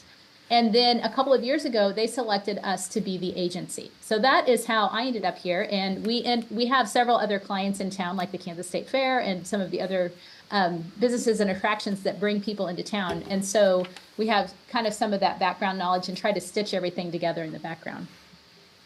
But just so you know what Market Hutch is, the whole purpose is to increase traffic and generate sales tax dollars by promoting tourist attractions, special events, shopping, medical services, et cetera, and promoting a positive image of the community. And so for about the last 20 years, the allocation has been about $90,000. And the directive has been use that to make the most impact on city sales tax revenue. So that has been the push. One of our challenges is, though, this is just a budget comparison among a few of our clients. So if you look at Level Up Kansas, this is a statewide initiative that we're working on, and our marketing budget is $1.9 million. What we found over the past 5 years is to blanket the state, it takes somewhere between $1.5 and $1.9 million. Another client, of course, we have is the Kansas State Fair, and so they have more in the $300,000 to $400,000 range to hit 2 to 3 months of the year. And so when you look at $90,000, we've really tried to focus that in on a driving distance radius and try to be really as relevant as we can be to the people that we think are going to come, because in the whole scheme of things, that's a very small budget. So when funds are limited, we try to focus, like I mentioned. So there's the spray and pray way you can go about it, or attract and engage. And so that's what we've been trying to do. So go after smaller audiences that are highly relevant, where we can see a high return. So a few years ago, when we first started working on this, we asked the journalistic questions of who, what, when, and where. And we looked for the audiences that would give us the most bang for the buck. We wanted to say something that stood out from the competition. We looked at when we should focus our paid efforts, and then we looked at where should we place our advertising to hit those people very specifically. And so right now, we target mostly a driving distance area for social and digital advertising. And if you look at the big green area on the state there, it might be a little hard to see, that's the Wichita-Hutchinson DMA. That's the market area for TV. And so when we run TV, which is primarily right before Christmas, that whole area gets covered. We have been hitting primarily women ages 25 plus. In all of our consumer research, everything tells us that women hold the purse and they are purchasing most things unless they are big toys. So men, we do occasionally target you. So one question we asked also was, what do we say to stand out? And we look for something that would be believable, extendable, and help us look and sound different. My colleague Bailey was driving back from Topeka a couple weeks ago and called me ranting about the billboards she was seeing for Junction City, for Great Bend. All of them said, live, work, play. And so you can see people across the nation are boiling it down to live, work, play. And that isn't telling people very much. She was complaining to me that, if I only knew what was interesting in this place, I might actually go there. So we were looking for something unique that we could say. Also at the time, so this is, a few years ago, this is when the Hutch flag was first coming onto the scene. This is when we were just coming out of COVID. We were thinking about, okay, how do we even position Hutchinson with the resources that we have? And so where we headed at that time was kind of that girl guy next door persona, and also being an easy place to connect with your friends and family with a lot to do. So we thought about, well, what does that actually look like? And at the time, the Hutch flag was starting to influence things like your city website. Visit Hutch was part of the chamber overall branding and had traditionally been kind of separate from the city entity. And then, of course, I know all of the wayfinding signage around that you've loved and talked about for years, that's still standing, in fact, on my property up on 30th Street. The other thing that was popping up at the end of COVID was these hearts all around town with the Spread the Love campaign, and also murals. So we said, is there something that we can take to tie all of this together and lean into with our slim budget and start to make a name for Hutchinson? And so out of that was born the Share the Love campaign, which I'm sure many of you have seen. And so we've really leaned into the blue and yellow and the Hutch flag and tried to make this community feel like a really warm and welcoming place that has a ton to do. We've also tried to use the $90,000 really judiciously and put it around things that are naturally happening here. So you'll see a lot of things around spring break and the basketball tournaments. Our summer fun guide, because everything with all of our attractions really are great for families in the summer. The state fair, of course, and then our holiday promotions, because we know people spend a lot of money at that time of year. We also really do a lot of social and digital marketing. We do some streaming if it's a key activity, and we do a lot of email. Email may be known as the cockroach of marketing, but it works. That is, when you're trying to drive people to do things, email is really important. People's email addresses are gold. So last year, just to give you a taste of some of the things that we've done, like I mentioned, our objective was to generate sales tax revenue. And so we had 5 things we were really trying to do. We wanted to sell more to people who are living or who are visiting Reno County. We wanted to build an email list. We wanted to drive visits and retail traffic by targeting interests. We wanted to transform Hutchinson and Reno County into a memorable brand to the extent that we could, and then focus on promotional campaigns around those key times of year that are really great for Hutchinson. Here are just a few results. We reached about 1.5 million people. We had over 6,000 ads served. That's what impressions means. 42,000 link clicks, and so we sent over 550,000 emails. And so you can see where you're on Facebook and Instagram, TikTok, YouTube, Spotify, streaming TV, and then traditional TV and radio. Here you can start to see some of the creative that we've put together. So we really tried to do the opposite of what those billboards were with Live, Work, Play. We really tried to highlight very specific things. And so here you're seeing 3 shakes worth trying at Bogey's, or things about Firehouse Cafe, or about the Traveling Bull. And so we've done a lot with Instagram Reels and Facebook and Instagram posts to get that across. One of our most popular things is a carousel that we do each month. So we highlight about 10 different activities each month, and we put money behind it, and these get a lot of attention. Last year we did a spring break campaign, and so these were some of the more popular pieces of content that we put out there. You'll see on the right the ABCs of Fun in Hutch. We do a lot of guides that we ask people to give us their email address, and then they get the guide in return. We had a couple of commercials. We did one in the spring, and then we did one at Christmas, which you'll see in a moment. We had a whole summer campaign. We focused some on Sunflower Summer, and then our Summer Family Fun Guide. If you haven't downloaded these guides, they have a lot of great stuff in them.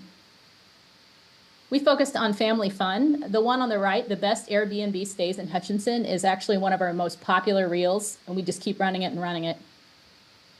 We focused on outdoor adventures.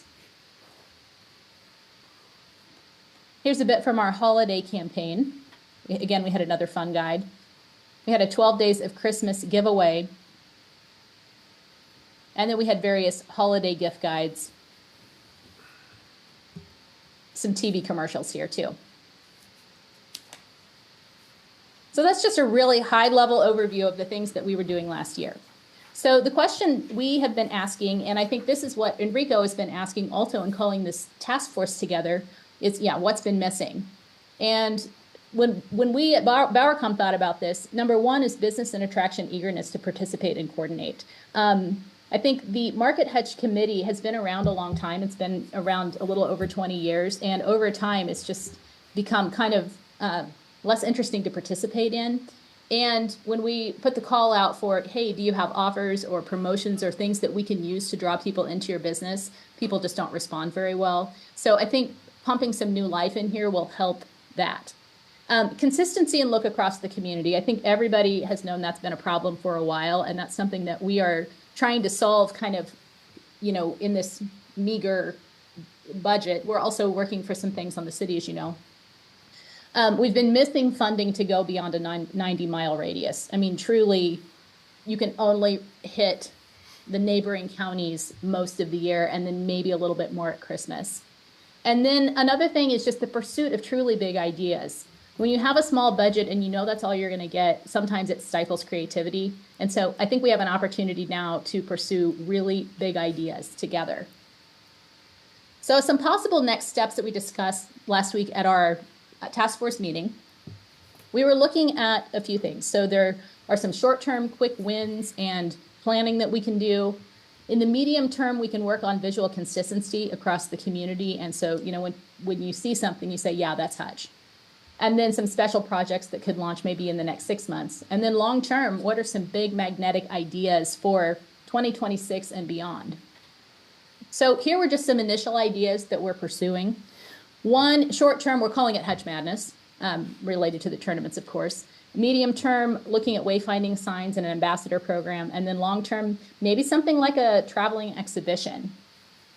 So the first thing that we're trying is actually coming right up. We want to lean into the tournaments more. So we have always done that, but we can do more if there's more coordination. So there's more. We've already been talking to Josh Gooch about how we can target fans even more for the 3A tournament and for NJCAA. Coordinating offers, having pull-up banners and other signage that are cross-promoting attractions in the various places. So having things at the sports arena, having things at the state fair, or at any of the other locations that groups are coming to. More coordinated social digital media, and then, of course, email. One thing that is not in here because it's a recent idea is something that you will see first at the HCC home game on March 5th, which is interactive Hutch trivia. So we're going to try where the fans can, click a QR code and then play trivia in real time, and the questions will be about different Hutchinson attractions and businesses. And so we're hoping to roll that into the tournament. So each game you would have a different set of questions so that we're educating people about the community and things they can do right after they leave the arena, as well as capturing their email addresses so we can build our email list. Another thing we're excited about looking at is a social ambassador program. This is something that we do for the state fair.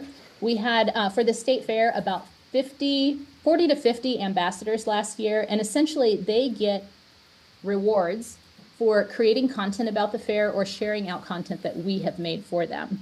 And so we're thinking this could be a really neat way for residents here to share the things that they love about the community. And in particular, we know that there can be some negativity out on social media about Hutchinson. Or when somebody asks, why would you go to Hutchinson? Or what can you do in Hutchinson? And people say, you don't want to come here. What's there to do? So the sales job is not just outside, it's really inside the community. And I think this ambassador program is something that can help with that. Another thing is to get moving on this directional signage. These things are standing out there like eyesores. So we need to figure out what to do with them, whether it's reskinning them or doing something altogether, something totally different. And then we are planning to have a task force meeting on March 3rd that is several hours long, so we can start to dream a little bit bigger. One idea would be bringing in a traveling exhibition. We have lots of event space in this town, so perhaps we can think bigger about a really, tasty 3 to 6 month exhibition that could be an attraction along with our other ones and provide another reason to come to Hutchinson. So, like I said, our next step is a planning summit. I believe it's on March 3rd. That'll be several hours with this group, and I'm really excited to see what comes of it. Mayor and Council, I did want to take this opportunity, and thank you, Lori, to give a special thanks for those that were able to make it tonight. Thomas representing Prairie Dunes, Brian representing the State Fair, and of course Deborah, Leanne, and Katie representing the Chamber. All of them were members that were help serving on the task force. So I do want to thank them for making it out here even under these conditions. So.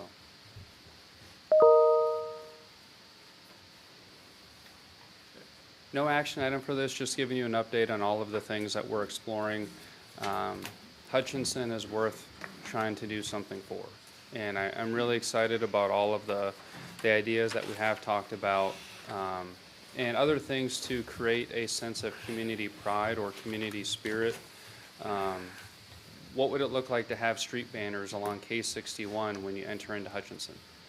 Something that says, hey, I'm here. Or what did I just leave? Maybe I want to circle back and see that. And so I think there are a lot of little things like that that we can do to create a sense of community pride. So everything is kind of on the table with this group, which is why it's really fun. So I do want to share that as well. But other than that, that's all that I have.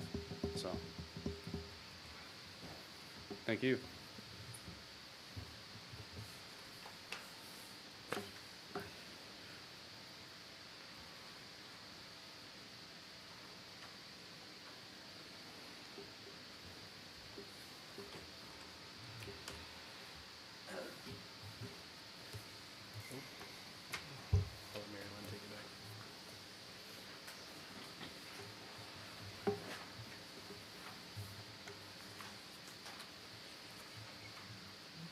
I'm ready if you are. Item number 8H, Neighborhood Reinvestment Initiative.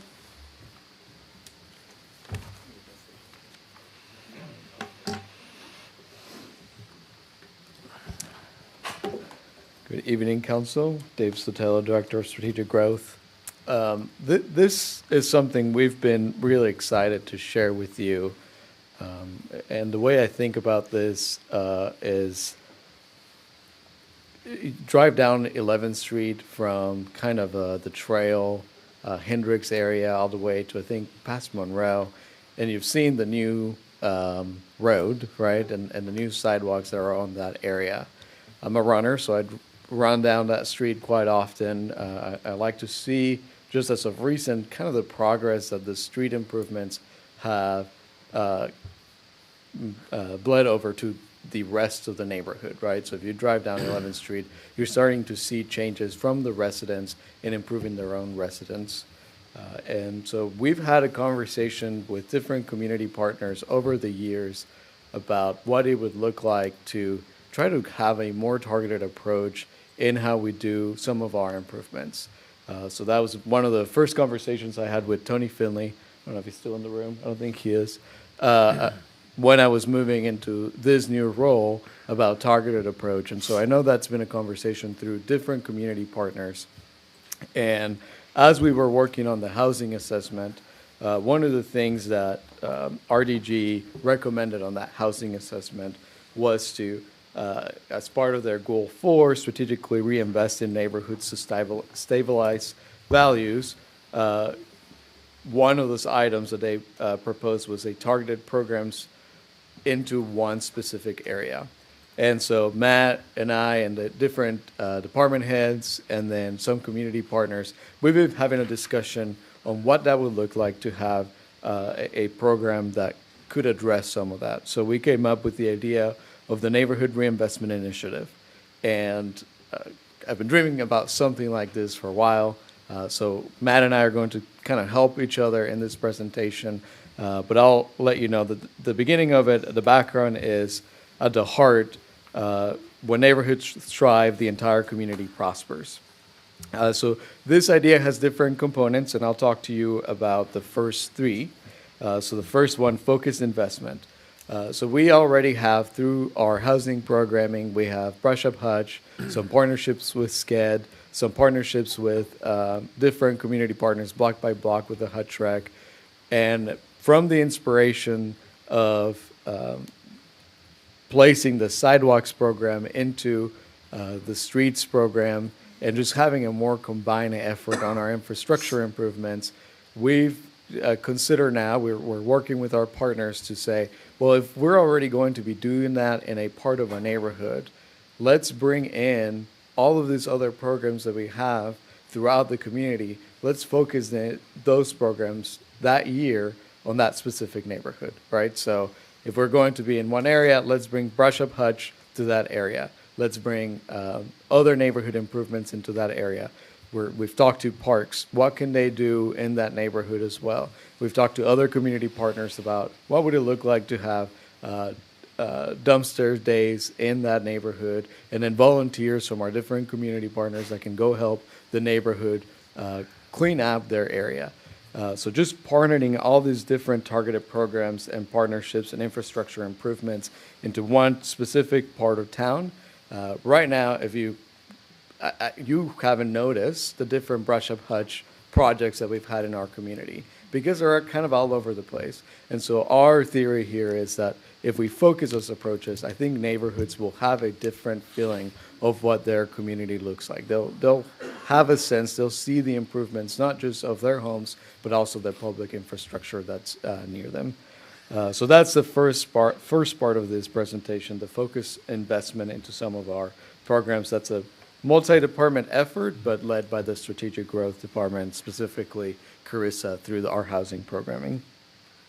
And then another component of this is the infill focus, comprehensively restructuring the city's infill development incentive programs. And so we're having conversations with planning, the community development department, and strategic growth. We have already some of our incentive programs, but they haven't been used since 2019. So bringing those incentives, beefing them up, and having conversations about what that looks like, what incentives we can apply to the conversation as well. And then the last part of this, which you've already seen some of this work as well, is our community engagement and outreach. We've done already 2 neighborhood meetings throughout the community, and Jessica here in a few weeks will present to you a program of what that will look like to continue that in a more targeted approach throughout our community.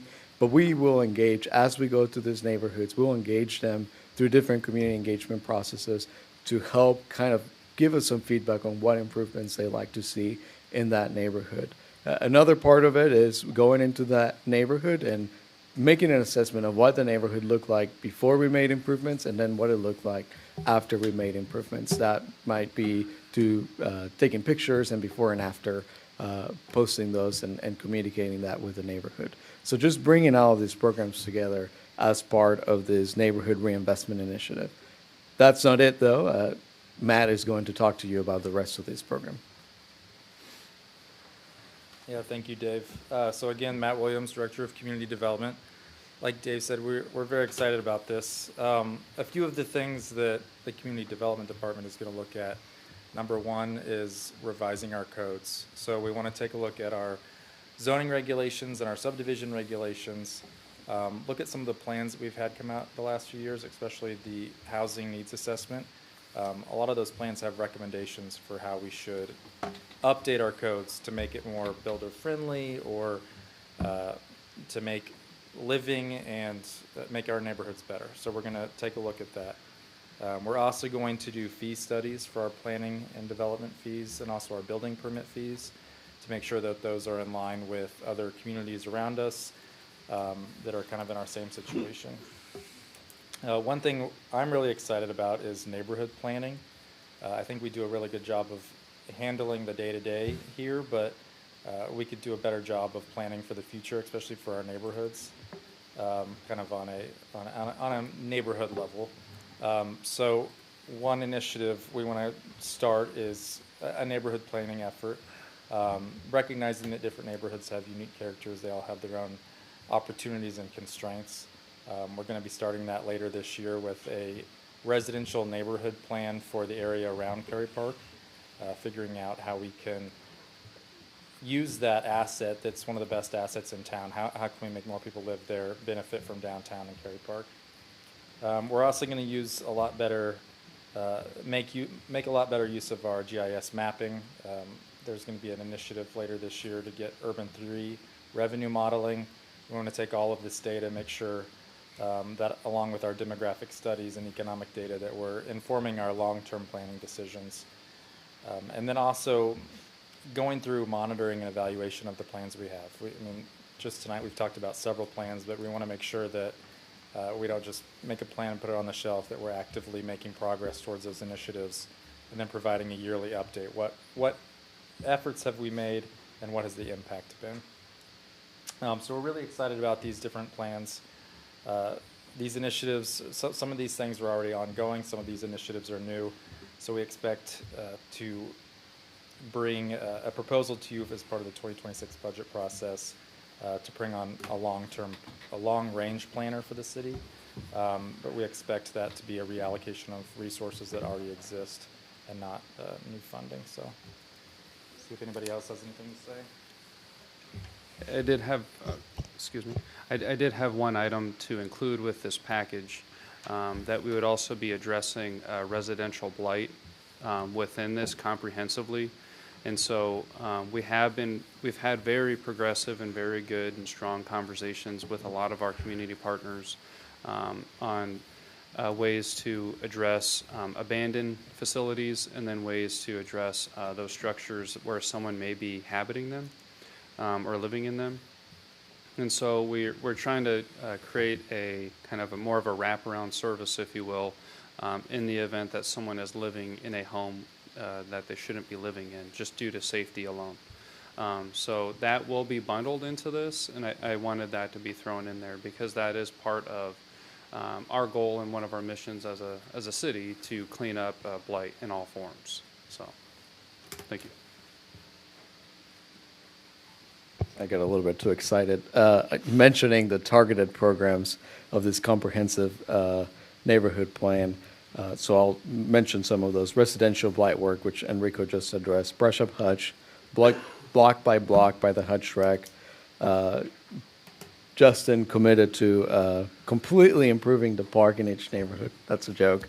Just coming in and taking a look at our parks and what are some minor cosmetic changes that we can make, either adding mulch or repainting something, just taking an approach from our parks as well. Dumpster days, the interfaith demo program, acquisition rehab program. So we've gone in and purchased some homes, rehabbed them, and put them back in the market in a partnership with Interfaith. They are going to partner with us as well. So we're talking to all the partners possible to bring them in and just really try to create a new energy in those neighborhoods. So that's all we have. We stand for any questions you might have. Thank you for your work, and thank you for the vision, and thank you for thinking of all of the ways that we can target that. It makes sense, and I think it's a testament to having some younger new leadership. Yeah, you said that's all you have. That's a lot. Like, you guys have done a tremendous amount of work on this. It's great. We're pretty excited. It's a lot of different work through our different departments and just getting us all on the same page, having a conversation at the beginning of the year, and then having a really good plan throughout the year that we can execute on. So just really, I'm grateful for the different departments that are just willing to sign up with this, and then community partners as well. And I think that something that has happened in years past is that we have all of these programs in place, and they're kind of working in silos, and so it really makes you question if they're working or not. Right. And by bringing everything kind of under the same umbrella, or at least everybody's reporting in the same manner, I think it'll help just prove to the city and have a more visible, coherent attack on blight and on certain amenities that need improved. And I think it'll make a really big and visual difference here soon. Yeah, very excited. Hey, Dave, is there any way you can put this on a flyer? I'm going to have start my meetings up next month or so that you could bring this, all the stuff that you offer, the city offers to my meeting, that way I can hand it out to everybody. Yeah, so we'll have flyers for you if you give me about a month or so. Okay. We'll certainly can put some together. We'll also have a area on our website where we kind of discuss where we'll be focusing for the year and then what programs will be targeted as well. We'll do a lot of social media communication and then try to do as much as we can direct interactions with the neighbors in that part of town. Sounds great. Yep. Yes. Thank you. Thank you. Next item, please. Item number 8I, update on 3405 East 4th Avenue. Consider structure to be unsafe and dangerous.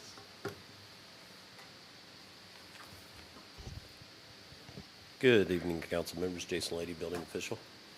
Tonight I have an update for you on the structure at 3405 East 4th Avenue. Just to go back into the background, on January 21st, 2025, a continuation of the public hearing was held to condemn or order repair of the structure at 3405 East 4th Avenue. The outcome of that meeting was a 5-0 vote to provide Mr. Razier 30 days to provide further plan and documentation to bring the structure into compliance in accordance with the City of Hutchinson codes and ordinances, and to complete the payment of property taxes owed by Mr. Devaney, DBA, Hutch Building LLC, in the past due amount of $22,893. Since that council meeting conducted on January 21st, Mr. Razier has completed the shoring. He began demo. He did provide some updated photos of what the demo looks like today. And you can see there in your staff report that I provided some pictures from last week, and he, like I said, he provided some further pictures and updates to me today. To date, Mr. Razier has not provided any further plans for the revitalization of the structure or an update from the fire protection engineer or fire protection plan. Mr. Razier, DBA, Feed and Happy LLC. I just want to remind you of these things that we've discussed in the past, that he has no certificate of occupancy to legally occupy the structure. The structure is still considered an unsafe and dangerous structure as defined by the City of Hutchinson Code, and still requires the following to rectify the substandard conditions: structural report and plans provided by an engineer, architectural plans to rectify substandard code violations, fire protection and fire alarm systems, complete the repairs, bring the structure back into compliance, and then finally obtain a certificate of occupancy. In its current condition, the structure is unsafe and dangerous for public occupancy, and it does not meet the minimum codes and standards of the city's adopted property maintenance codes, building codes, or fire codes. Due to the condition of the structures as described above that renders the structure as an unsafe and dangerous structure, a resolution is presented which condemns the unsafe and dangerous structure within the City of Hutchinson located at 3405 East 4th Avenue, and allows the property owner 30 days to repair or demolish and clear the condemned structure. City staff, as before, believes that the structure located at 3405 East 4th Avenue is beyond feasible repair, is unsafe and dangerous, and poses a danger to the surrounding neighborhood, and should be condemned as an unsafe and dangerous structure. The factors that deem the building unsafe: status of the property taxes, estimated cost of demolition, and additional notes are outlined in the attached documents here. Staff recommends City Council approve of the resolution as previously presented, and that the property owner be allowed 30 days to repair and demolish, remove, or condemn the structure and all the construction debris. Staff also recommends the requirement of a cash bond. I do have a little bit of also a little bit of an update. Just last week, we reached out to the state fire marshal just to kind of get a second opinion of the situation of the building. They made a visit down here yesterday and walked through with fire. Myself and Mike Kane from fire, we decided to exclude ourselves kind of from the conversation, not to give any preconceived notions to the state fire marshal about what our thoughts were of the building. Let them walk through without those preconceived notions and decide for themselves like what really needs to happen to this structure to bring it back into compliance. There are other things that are beyond, that are not in compliance with building code. that the state fire marshal would not address because they're only going to physically deal with those things that are related to fire protection. So there are some other things that obviously would be in the building code that we would require beyond that. Right now, to the state fire marshal, they are evaluating what they saw yesterday. I talked to them late this afternoon, and so they're taking a look at that. They're going to provide us back a plan, and we'll discuss it further from there. But right now, we're just waiting on their plan and waiting on, you know, what their deficiencies are that they're going to call out on the building. So I'll stand for questions if you have any. And I would offer for the mayor and council that Mary and our IT staff, they have had communications with Pat Davini to try to share like a Zoom link with him so he could be able to participate, at least virtually. And we've had communications with him verbally, but he has not accepted the Zoom link to be able to participate. So I just want to put that out there on the record.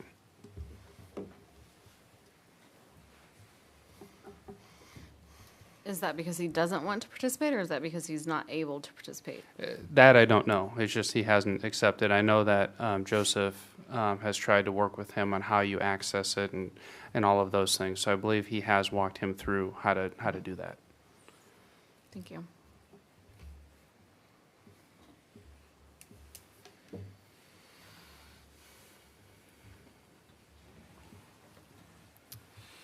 So I assume you want us on the 30-day, that's what's on the that's what's on the agenda today. It's right, the agenda, whether we go for 30 more days, am I right? Of whether you, our recommendation would be to sign the resolution for the condemnation. That would be staff's recommendation, which would give Mr. Razier 30 more days in that resolution to come forward and present a plan. So it wouldn't just be a matter of tabling it for 30 days. Staff would ask that you approve the resolution tonight for condemnation.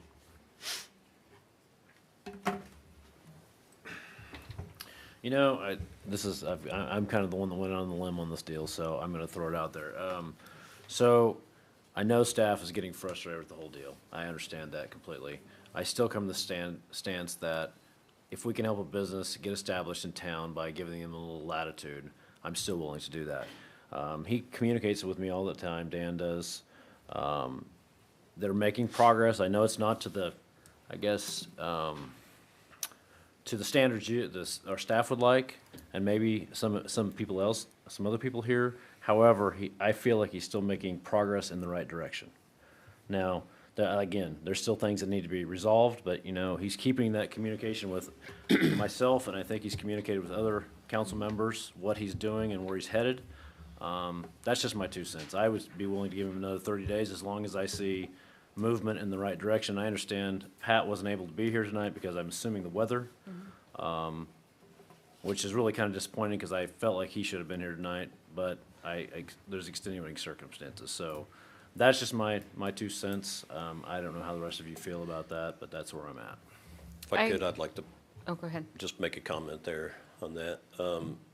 You know, with the state fire marshal being down here and taking a look at the building, I worked for the state fire marshal's office for several years before moving on to Lawrence, and when they produced their letter for the issues that are with the building, they will give a 10-day period to resolve those issues, and that's a plan produced back to the state fire marshal's office. And at that point, some of those things are kind of out of our hands. I understand because that. they're dealing with the state. Yeah, I get that. If that's what happens, I understand our hands are tied and there's nothing we can do about it. So at this point, it's still in our lap, and so I feel like, you know, I'm still willing to give some latitude. And like I said, if fire marshal comes back and says, nope, this is what has to happen, then I agree with that 100%. So, Jason, how often or how long does it take typically for them the state fire marshal to make their determination? They told me they'd have a letter rendered by tomorrow. Okay. I have some thoughts, but I want to hear from Mr. Razier on updates and whatnot. I'll reserve my thoughts till after we hear from him and ask questions.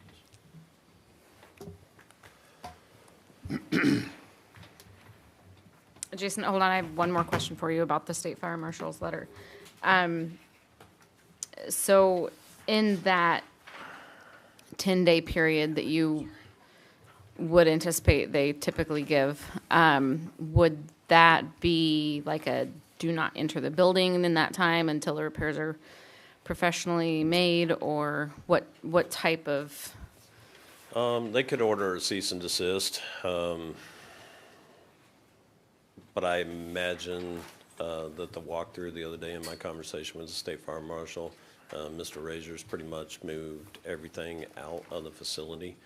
I did not go into the facility this last week, so I don't know what's remaining, and he'd be able to answer that a little bit better than I could at this point.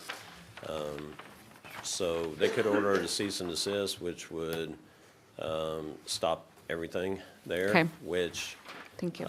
at this point, with the walkthrough, I extremely doubt that they would order that, but I'm not saying that they won't. Okay.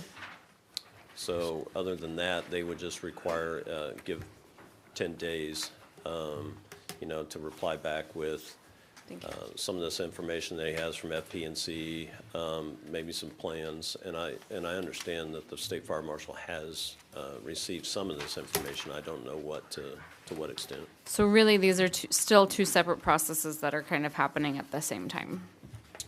Yes. And they would continue to be a little bit, because even when the state fire marshal steps in, they're not going to order condemnation. Right, exactly. That's still a city process. Right. That's still left up to the local jurisdiction. Okay. And if the city fire marshal or the state fire marshal's determination in their letter, let's say tomorrow, is what you anticipate, and it's a 10-day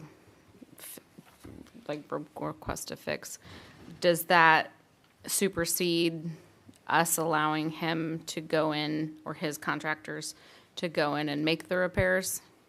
No, it would not. Okay. So we would have those discussions with the state fire marshal. We would come to an agreement with the state fire marshal, and then they would send the letters out to Mr. Razor and Mr. Devaney on their findings. Okay. So. Okay. Does anybody else have any questions for Mr. Lady before he sits down? Thank you. All right, thank you.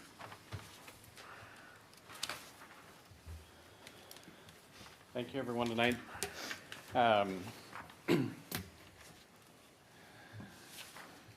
So late last night, we received our evaluation from FP&C. We hired them in December. This is a process that has been ongoing related to evaluating not only our building, but also the neighboring KSM building. They were out here a few weeks ago, along with Landmark, looked at both buildings, looked at potential egress, looked at firewalls, no firewalls, et cetera, and determined that the area did meet the F2, in some cases S2 requirements, much like Landmark had sent a couple months ago. And in this letter backs their letter of support.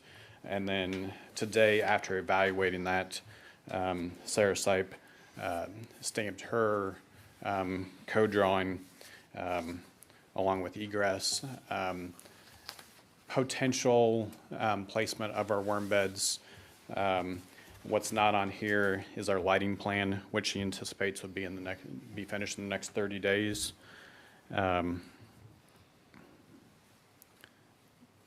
30 days on there. Right after this came in, the first of two meetings happened with the state fire marshal as well, Kip Peterson. And in that call, he stated that he thought a letter would come out today, but he was the first one to see these prints, because his call literally came in right after we finished up with Sarah Sipe's team. So he is looking at both the code map as well as the letter. It was his expectation that he would be giving us a 90-day notice to complete any of the repairs that he expected. Along that was pole stations. We have a Stanley security system in there that was deactivated. So we discussed tying that back in to the protector wire system, along with the egress map I did talk to him again later today, and he was not going to have the letter done today. He was still evaluating and expected it to be sometime tomorrow. On the demo did start. Their shoring was completed after our meeting. It did take about a week longer than they were expecting. And then there was a holdup with the original contractor that was hired to do the demo. Demo shoring engineering by Mr. DeVinny. He hired that contractor in August. That contractor was not performing, and it took until about 2 weeks ago to get him off that contract. After that happened, new firm out of Wamego did start on the project. They're telling me they anticipate finishing by the end of the week. With the cold, I don't really feel that's reasonable. I think it'll be by the end of next week with the warm front that we have coming in. During the last 30 days, we did move out the pallets that had the worm food on them, and cleaned up the columns. We're still not 100% finished, but cleaned up most of the columns that had previous electrical items on there that deactivated, non-energized. There's still some existing columns that have existing lighting that was on them. We're going to continue to evaluate those to see if any of those circuits lines are good for future lighting, especially now that we have this egress map. And if we want to save any of those lines, if they're not saved, they'll be ripped. Those lines will be ripped out as well. PEC from Wichita, they did the initial evaluation on the building. They're scheduled to be out tentatively next Thursday. If that for some reason falls apart, we also have March 17th from Engineering Consultants, their availability to come look at the building as well. After that happens, the closure and structural engineering plans would commence, and we're expecting 2 to 3 weeks for that to happen. And at this time, most likely we'll split our west wall with the as one set of plans, and then also our north and east wall will be a separate set of plans from a timing aspect, knowing that we've got a tight timeline, and trying to get the contractors to be able to submit their plans, get any quotes that we need, and so work can commence. We expect our exit doors and locks to be finished over the next 45 days. And depending on when any egress lighting plan comes in, be able to submit a plan and pull a permit to start that electrical work. Expecting sometime in the next 35 to 45 days. Also, over the next 30 days, installing floor grates over our water pits. And then while this is a stamped plan from Sarah Stipe, I believe that there's some edits that need to happen on it, and we're not quite ready to make a formal, submit it formally to the city, but would expect that in about 30 days. It would be our request to table this for 45 days, knowing the timing of the engineers and their plans. In about 30 days, a lot will be happening, but I don't expect there to be 100% concrete stuff that has occurred related to meeting the standards. I also have a prior commitment from 2 years ago that I need to be at in the meeting on March 18th. Any questions? I'm not going to argue with Sarah or the fire consultant. I think it's interesting that your determination is based on the construction of the building next to you and not the building. But I guess if that building comes down, then you have your 60 feet, so that's interesting. The one thing that I'm really hung up on is I thought we were pretty direct on paying the property taxes on the property at the last meeting, and I'm a little pissed off that Pat, the owner, not you necessarily, says, I'm not trying to be cute or play games, but I was gonna handle this when the building sold, and we said, no, it needs to be paid now. Those property taxes is what pays for all the city employees' time to take care of this. That should have been paid the next day. It hasn't been paid as of 3 o'clock this afternoon. And that's bullshit, and you can put that on record. I mean, it pisses me off. I don't know why that's not being addressed. I mean, I came in here thinking they're gonna have it paid, it's gonna be up to date. I called this afternoon to the treasurer's office, no, it has been paid. I check online, no, it has been paid. I mean, that is just completely out of line. And you're making progress, and I appreciate that. But Mr. Davini, you, whoever, this is playing games, and it's crap. It ticks me off. And I'm gonna listen to the other council members, and I'm gonna listen to what they say and their thoughts, and I'm gonna be quiet, and I'm gonna reserve my thoughts till afterwards. But yeah, I mean, I feel like you're coming, as far as I'm concerned, it's not helping your situation at all. I understand that, and believe me, I want control of the building and the purchase to be done as well, and I'm prepared to pay that instantly once that's done. It needs to be paid. It needs to be paid 3 years ago is when it needed to be paid. When everyone was ducking and dodging the city for certificate of occupancy, and all the time and effort was put into it for the last 3 years to try to chase the thing, and then nothing happens till the building starts falling over. And that kind of ticks me off, because we have been pushing our business development aspect and our code enforcement, and trying to be a little bit more, a little bit different bedside manner, and try to find ways to make things happen for businesses trying to grow. And then when people take advantage of it, we need to step up to the plate and say, hey, we got to call it out for what it is. And that's bullshit. And so now I'll be quiet and listen to what everyone else has to say, because I have thoughts on that, obviously. Well, I think you have a valid point, and your point that those taxes do go to reimburse the city for services rendered. That is not lost. I don't believe that is lost on anybody. I think it may be a little bit misplaced, though.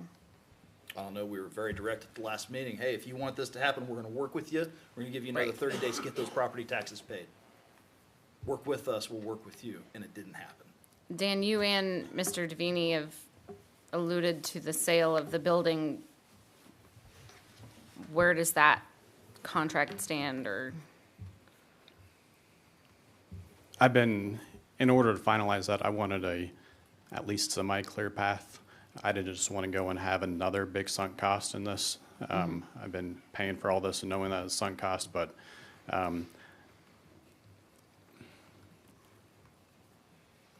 there's some things I can't say too, because I agree the property tax should have been paid.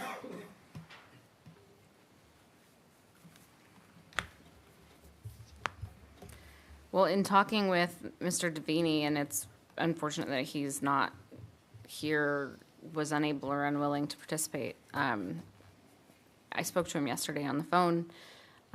He seemed, in a way, willing to call our bluff, which seemed like you would be the one who ultimately pays the price, you and the taxpayers, because I would imagine that the demo cost would go back on them. But I asked him essentially about his intentions with the property, and he said that the land is worth X, the scrap value of the building is worth Y, and the demo cost is Z, and essentially said that we're going to do whatever we want to do at the end of the day. I feel like he was really flippant, and I don't think he's working with you in this project. I really can't say more about it. Okay. And I have paid, but I can't say more. Okay. It will come back and bite me. I think there are, and I'm not trying to add things on top of things, but where are your bathrooms on these drawings? That's one of the reasons why I don't believe that this is. Okay. I mean, she did stamp it.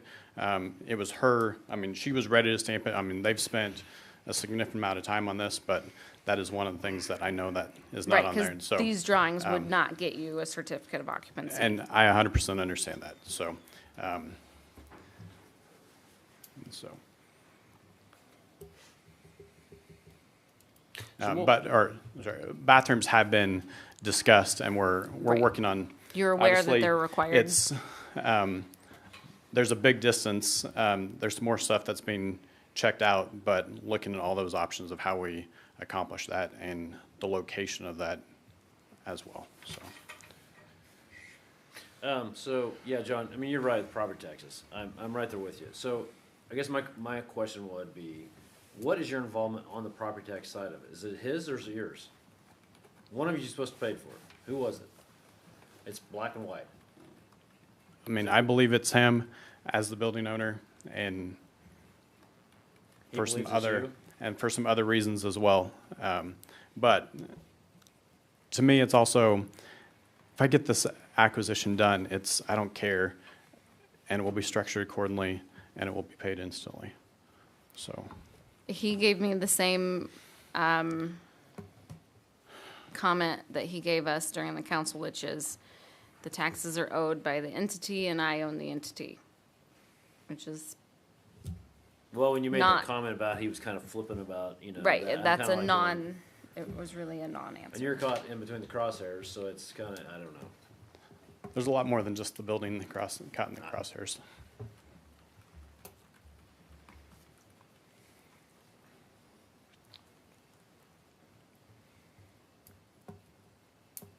Any remarks? Keep my mouth shut for a little bit. I wasn't looking at you. Voice of reason over here might have something to say. Well, I do have something to say. Since we already, the gentleman, our inspector over there said that, we want to give him 30 days, I would suggest that the property taxes aren't paid in 30 days, we're done. So, we're giving you a chance to get it up, get it going, get those taxes paid. And I don't want to push anybody out of town. I want to be fair with everybody, but, oh my gosh.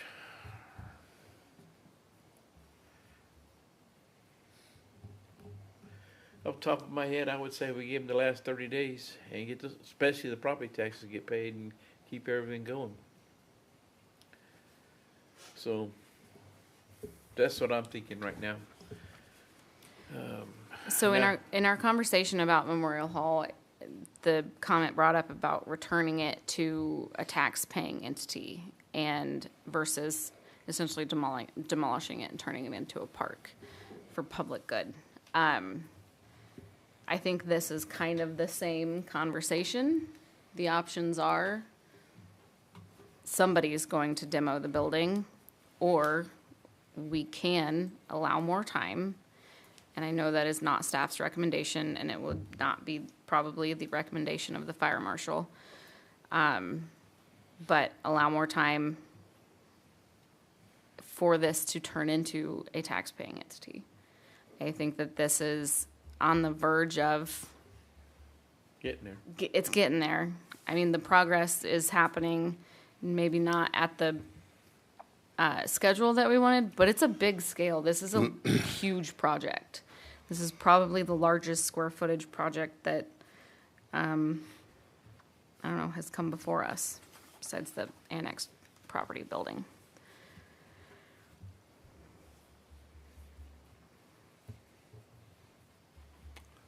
I agree, and I'm okay with 30 more days.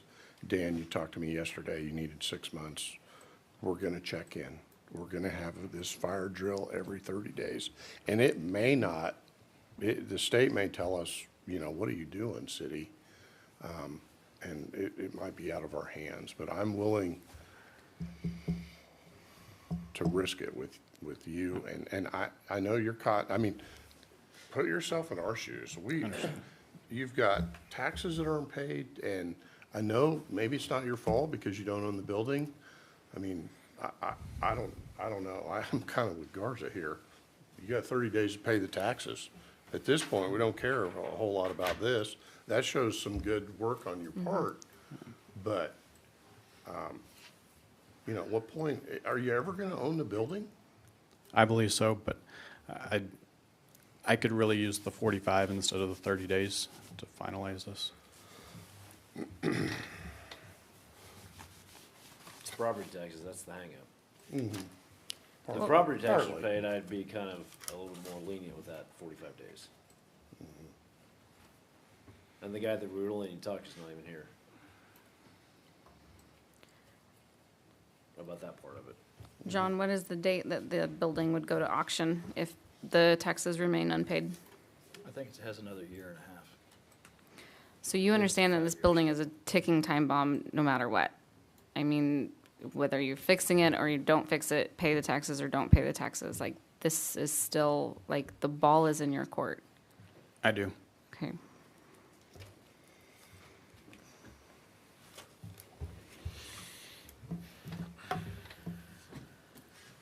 And, you know, I'm still irritated back 2 years ago when we were supposed to have a meeting. Chamber was all involved and then I was ghosted. So I'm still irritated. But I think you found that I'm pretty patient and that, I'm sorry, staff, but I'm gonna err on the side of a business here. And I'm okay with 30 more days, and maybe we ought to concentrate on paying the taxes or getting the building acquired, or Really need the 45 days to do it. I'm willing to give you 30 more days to see as much as you can get done in 30 days.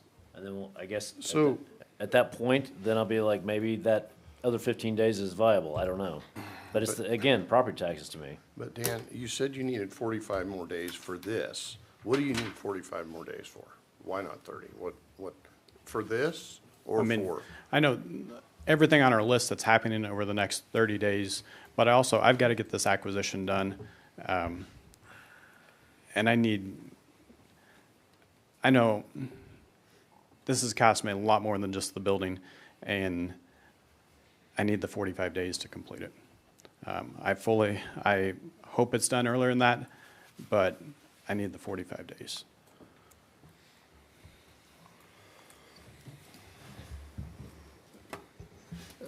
Mayor, may I ask a question of Dan? Yeah, absolutely. Dan, out of curiosity, and I'm speaking for staff here, we have no issue with you throughout this entire process. There have been times where it's been severely delayed and things like that. You're aware of it. I'm not going to recite anything. But the property taxes clearly have been a hang-up for everyone. Why haven't they at least been taken care of? And then all of these other things would have been like, yeah, you're having a good faith effort here.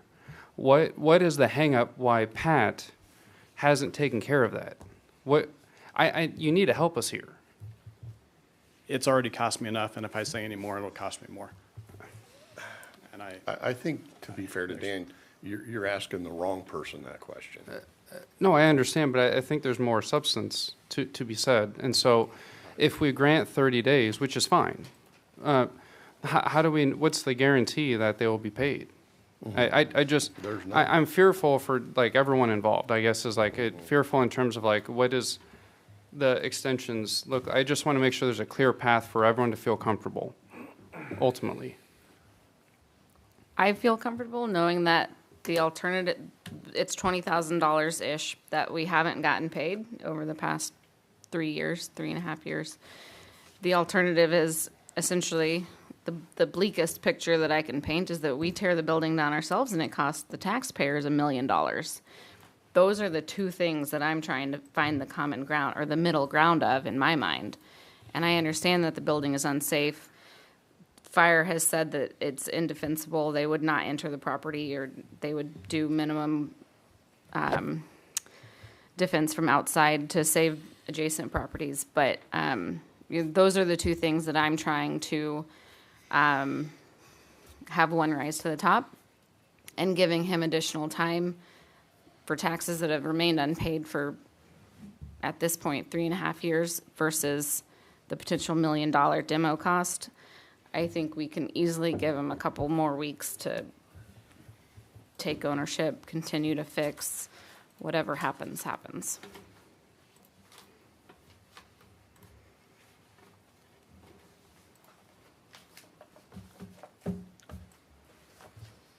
Is there anybody else in the audience who would like to speak to the issue?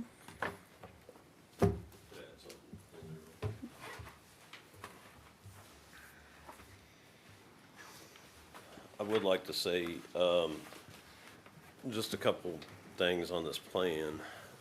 And I've had this conversation with the State Fire Marshal's office. I've had this conversation with Sarah Sipe already. They're basing this plan off of a fact that they're calling this 40 to 60 feet from the adjacent building. There are some parts of this building that are not within that 40 feet, so that 3-hour wall doesn't comply with code anyway.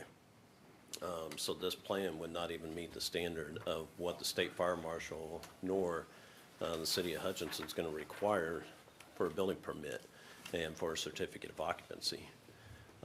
So in my conversation with the State Fire Marshal today, I reminded the State Fire Marshal that if the two buildings were on the same lot, then that would be one thing, because you could use the 3-hour firewall from the adjacent building. However, the buildings are not on the same lot. When that building was divided, there was a lot line put down the middle. And as I stated during the last meeting,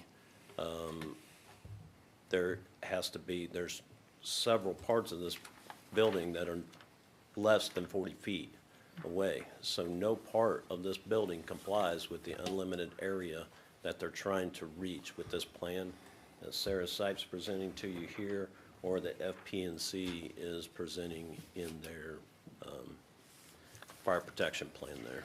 So I guess I'm confused why,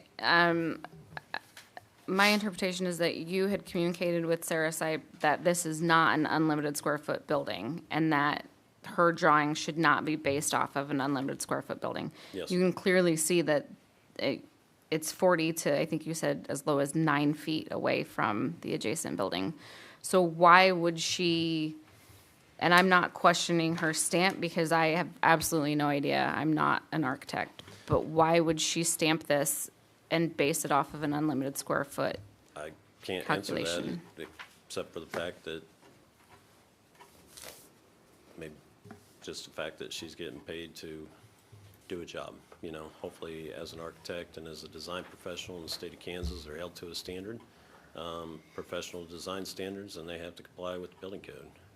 And that's something that we would discuss with them, and that's something that we would go back to Landmark and say, this does not comply with the requirements in the building code for an unlimited area building. So why are we still looking at an unlimited area building when we've already had the discussion that it doesn't comply?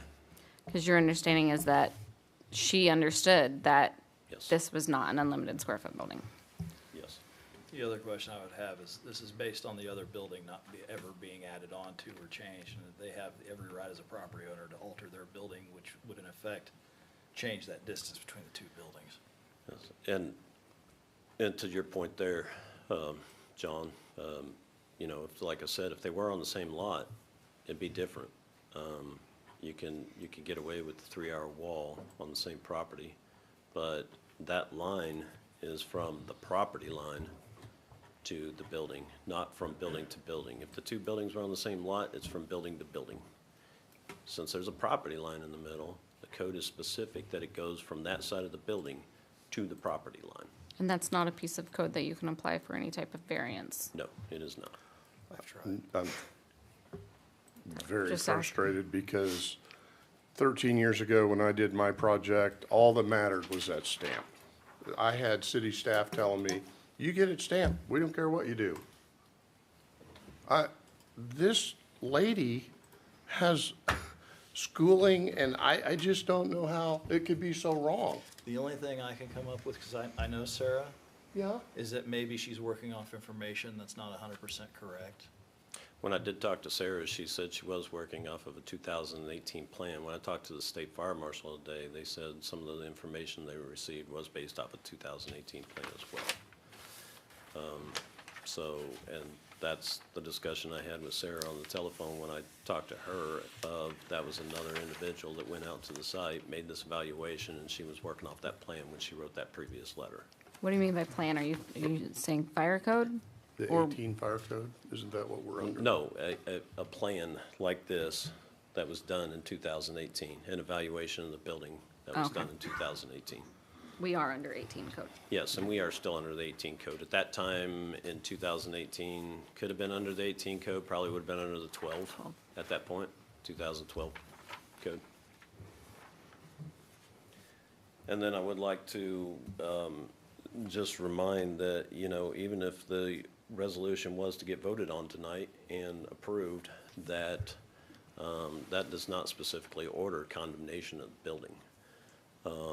That's just putting Mr. Razier and Mr. Devaney on notice that the condemnation is a possibility, and it still provides the 30 days within that order to come back and, you know, be able to provide information, just much like we did with the atrium and Mr. Joshua Joseph there. It does allow for him to continue to come back within those 30 days and be able to present a plan. I'd also like to make a note that most likely, I would recommend the 30 days and not the 45, and mainly just due to the fact that when the state fire marshal comes back with anything, they're gonna probably require 10. I know Mr. Razier said 90, and that's gonna be up to them, and that's gonna be up to our discussion with them.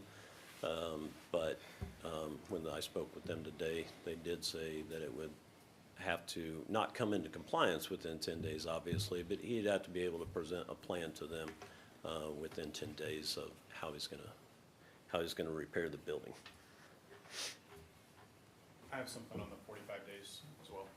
So Matt counted. Go to the microphone, please. Yep, sorry. Matt counted, and the 30 days would put us at the April 1 meeting. So that was actually what I was requesting, was the April 1 meeting. So.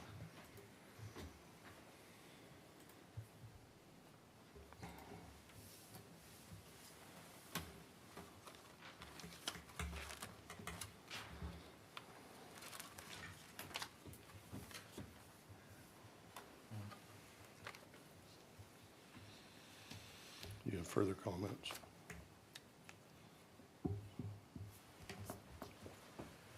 Well, if it's going to the April 1, did you say? Well, that's what, I mean. Yes, please. Yeah, then I suggest we go to April 1. It all matches up, right? That's what you want in the first place. Are you making a motion? I'm making a motion.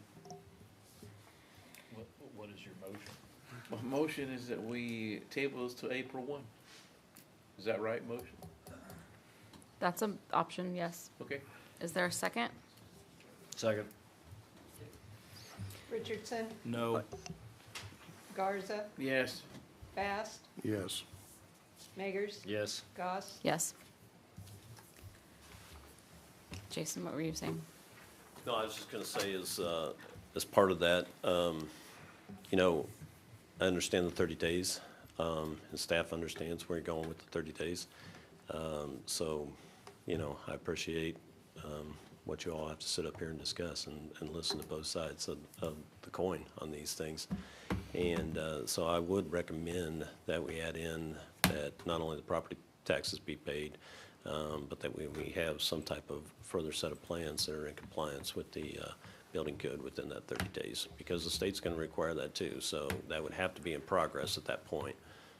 So I would say within the next 30 days that they provide plans to the city on architectural and engineered plans to show us what they're going to do with the building to reskin the area that they just demoed out, you know, and then the rest of the building on how they're going to bring it into compliance.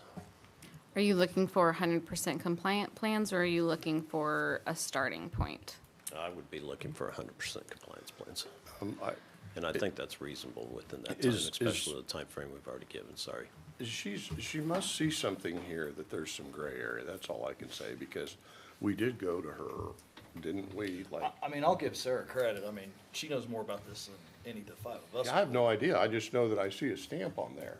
Yeah, so, I mean, we need to let the people that are more educated Right. than the five of us on the topic, hash it out on that. That's all I have to I would agree. But if there is a gray area, do we have a mechanism like Building and Trades Board to say, hey, here's what we got, there's some gray area here, how do we proceed? If we can, Is there an external resource that we can lean on to clarify? I'll let Jason take that one. Yes, there would be. So if Mr. Razier were to present his plans to us and we denied the plans based on the fact that it does not meet the unlimited area building, then he would be able to appeal that and take that to the Building Trades Board. And that would just be based solely on the basis that he or FB&C or Ms. Sipe, would disagree with my interpretation of the code.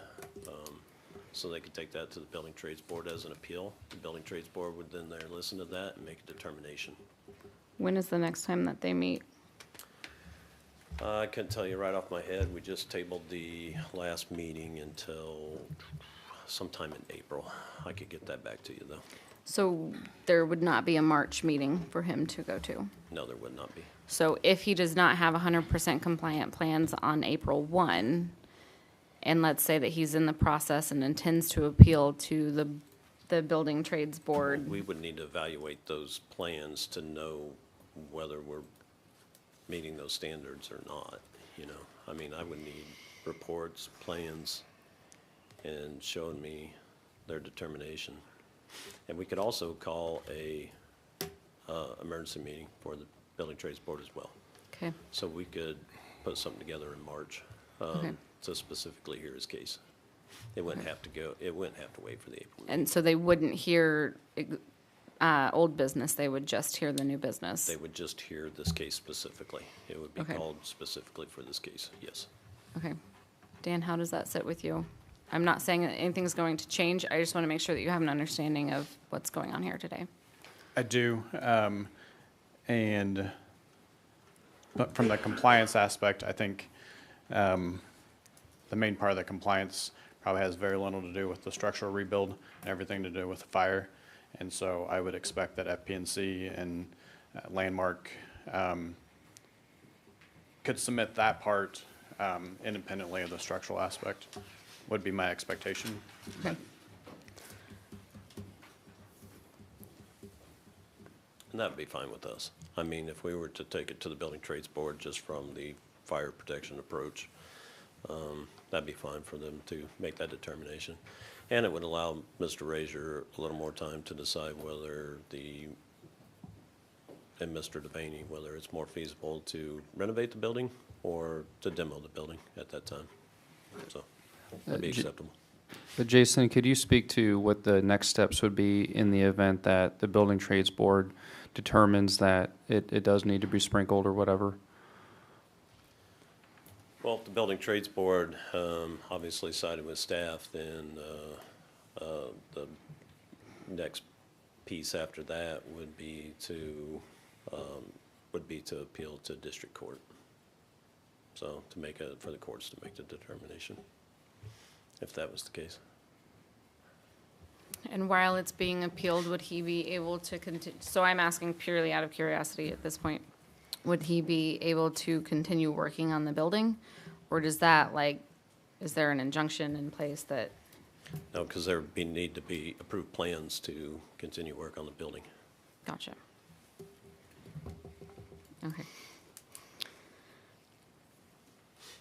Learned a lot today. I appreciate your understanding, Jason, and your words on what kind of position we're in here. Those were heard. Although I'm this close to a meltdown because all I was ever told was nothing mattered but architecture, sign prints, stamp prints. Yeah. No, I I'm understand trying to your figure out position. how to reconcile that. Yeah, yeah. Greg, it's water Okay. under the bridge. It is water under the bridge, and I have a very nice We need to home move that I'm on. very proud of. And it's done with a whole bunch of stamped architectural prints. Come by And my the office and we blessing can of- chat about it. What? Come by my office and we can Okay, chat we about it. will. All right. I lost my agenda. Okay, that item is done, so next item, please, Mary. Item number 9, report of city officials. Thank you. Thank you. Garza, right? You're first. Okay, first thing I want to do is I look around here, and we have a lot of city staff here, staying here. And of course, I know they get paid and everything, but I really appreciate your cooperation, willing to stay here.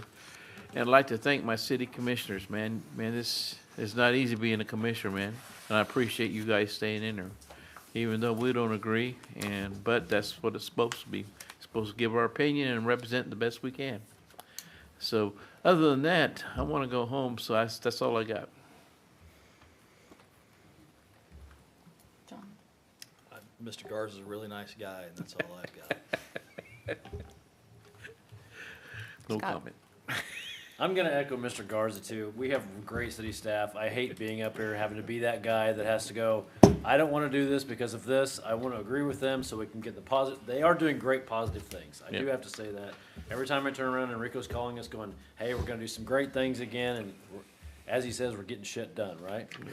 So I just want to commend our staff for what they do and bear with us on making these difficult, tough decisions that we don't want to make. Just remember all the money you make now. That's all I have. Mr. Fast. Ditto that, and, you know, Stacy, you said something to me in reference to all of this at a public meeting about, you know, that I ran on trying to let people do what they're gonna do and try to promote business. And that's part of the reason for my decisions here. I do, you're in my head all the time with that statement, so that's all. Well, I hope that's a good thing. It is a good thing. Well, that piece is a good thing. I don't even know what that means.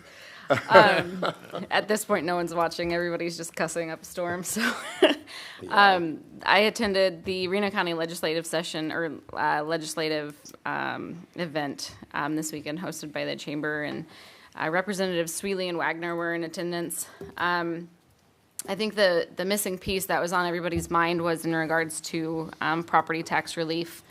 As Mr. Villegas said earlier, he is always looking at ways to reduce, or at least, at the very least, flatten our mill levy.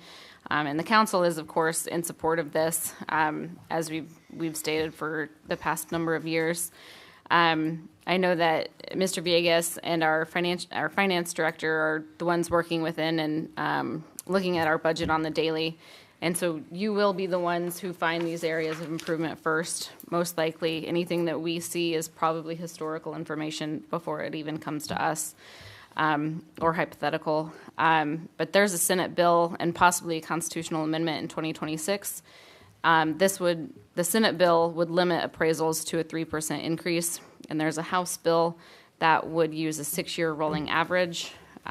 We're nearing the midpoint of the legislative session. But this is something that I know that we are watching closely, because the fiscal note on the Senate bill essentially says that the impact on municipalities and school districts is unknown.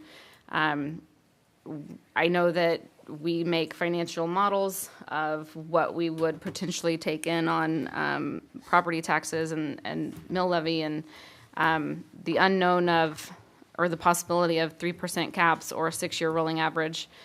It's really not something that I would imagine we're modeling yet until we have a final bill come through and pass the veto session. So I think that as we enter budget session, as John alluded to, this is kind of the unknown that we're going to be working with over the next couple of months. And if the state ties our hands, it's going to be difficult to commit to large cuts or budget reductions, knowing that something's going to come down the pike from the state. I think that we'll do our best. But, yeah, it's just something that keeps me up at night right now. That's really it. I hope everybody enjoys snow day number 2. I know you guys will out pushing snow, and thank you to the staff who invested their time with us today. Hope everybody gets home safe. And that's all. Mr. Villegas, do you have anything to report? I do, and I would like to echo Jason's statement as well. I know I've told you all on a few occasions that the tough positions that I feel like I've placed you in, they certainly weighs a lot on me. But so thank you for all the work that you do and the tough decisions that you have to make. I'm always trying to find ways to help you guys make your decisions easier. And sometimes there's just really hard to find that balance. But I do try very hard for that. And thank you, Mayor, for mentioning the Senate bill.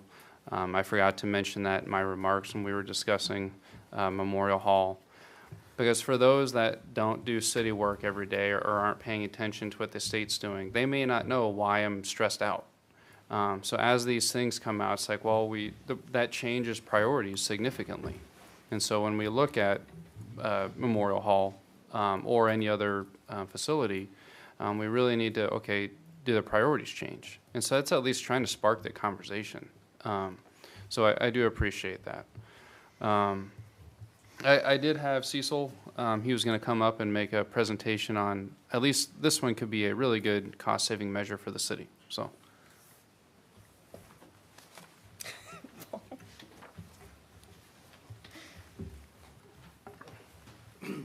So I've said good afternoon twice, so we'll go good evening now. So a little background. City of Hutch has 74 active traffic intersections year-round. We have 2 additional ones we put up during the state fair, and that doesn't include the 5 crosswalks and numerous other ones that we help do with some of the lights for flashing for school timing, and we help maintain even South Hutch's lights. So in a cost savings, we've started looking at maybe reducing some of those lights that are no longer warranted. The first 3 that we have looked at are Avenue A in Washington, 4th in Washington, and 4th in Walnut. We had our consultant engineer, JEO, go through this. All 3 of these intersections do not warrant the need to be there anymore. Matter of fact, they have actually predicted that with a review of the current crash modification factors, that removing these unwarranted intersections could actually reduce the chance of an accident by 24%. So we are going to be moving forward with removing these 3 intersections. That process, on the other end of that, the cost savings is $2,000 a year just in electrical costs for these 3 intersections. Another $3,000 just in normal maintenance per year on these 3. So that's $5,000 a year savings right off the bat. These 3 intersections are also aging intersections. They are all due for updates. Updates for these intersections on average is $60,000 per intersection. And that's just wiring components. Mr. Garza knows all of those. That's not counting if those intersections are hit, damaged. A traffic pole itself is somewhere between $80,000 and $100,000, depending on if it needs a mast arm. So reducing overall overhead, trying to reduce the maintenance cost, and it'll also free our traffic staff up to work on other lights that do need it. So these are just the first 3 we're doing. We will be taking a hard look at other intersections and deciding which of those need it, but all of those have to have a traffic study with it. So just wanted to let you know how that's going to look. This isn't something that tomorrow morning you'll wake up and these are gone. This process takes about 3 to 4 months. First part of that is we're going to put signs up saying that these intersections are going to be taken down. Those signs will be up for at least 30 days. Advance notice. We're going to be working with Jessica to make sure something gets put out on Facebook. We want to make sure this is out to the public, no surprises. Along with those, we've also already done the traffic study. Right now, all 3 of these intersections would be put on a stop signs for one direction. So 4th Street would continue travel, and Avenue A would be continued travel. So your stop signs would be on Washington and Walnut. We do have to do one more small study to make sure the sight distance for that is. If that doesn't come into play, then it may be a 4-way stop. But right now, they're not recommending that. Which one might be a 4-way? We have to do the sight line on all 3 of them. All of them. Yeah. Right now, the recommendation without the sight line study is 2-way stop. But that's the last feature, and it's a very small part of it. So the recommendation as is would be 2-way stops. So just kind of wanted to give you a heads up on what that looks like. And then after the signs are up for 30 days, we would turn the lights off, bag them. We leave it in that position for an additional 60 to 90 days. before the actual permanent removal is done. So we do have the ability to pump the brakes, stop, and turn these back on if we see that there's a need. But just want to stand for any questions you have on that. Okay, here we go. You ready? I'm ready. All right. Those are on the interlock. You know what I mean by that? They're all the time, they're timed nights. So that's gonna take them out of you're gonna take the timing up down to 4th Street. You know that, right? Yep, so we've already had JEO start to look into the timing of on the lights on either side of that, and how that's gonna tie into that factor. So they will do some studies on that to fix that situation? Yep. Or you're gonna have people screaming at you? So the two options we got is we're gonna look into the timing, but we're also looking into making the other lights on 4th Street, potentially upgrading those into camera systems, so the timing won't be an issue. They'll actually be determined by the traffic flow more. The controller will control the traffic, still the timing control. Yes. I got you. No, I like that idea. That's better. Go ahead and put the cameras up. Yeah. I do know that if you take those lights out of the interlock, you're gonna have problems. Yeah. So, okay. And that's part of that 90-day process, that while we're doing that, we're looking at updating those other ones in that process. You know, anytime you do things on traffic, I still get called. People will scream at me, you know? But this takes it out of the interlock. Okay. All right. How many of those are two mass arms? So actually, all of these are, the ones on 4th Street are the 2 mast arms, and then the Walnut and Washington on the side would only be the single, and the same thing at Avenue A. I would just request that you be real sure about the A Street one.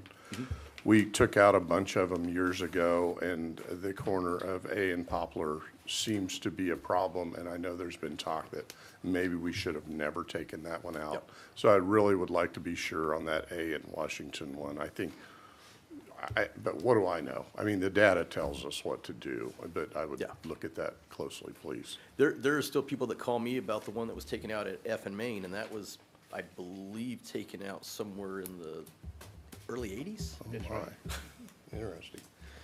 I don't remember that one. Do you, Stacy? Nope. Yeah. I don't either, honestly, but people tell me about it all the time. It seems like this would naturally bring more traffic back up to 4th Street. I know people use 3rd as a kind of a cut through town because there's, I think, fewer lights. Yeah. It's a great street.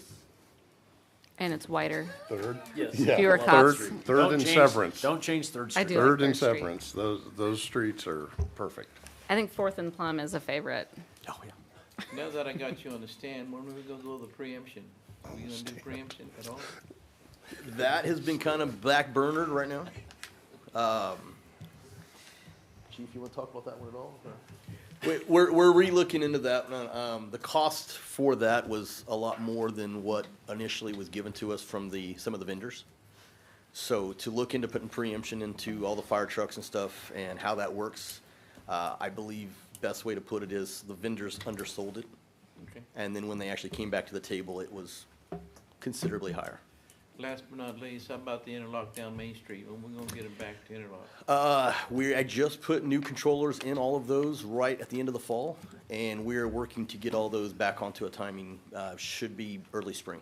And so that'll work all the intersections that are on the interlock. The traffic lights will be back in time again. Yep. That's good. Okay.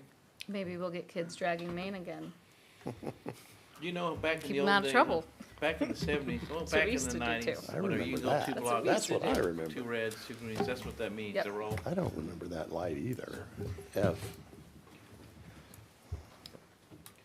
All right, thank you.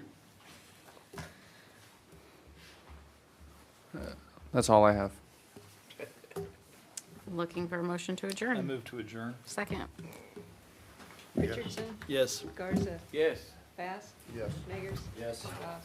Yes.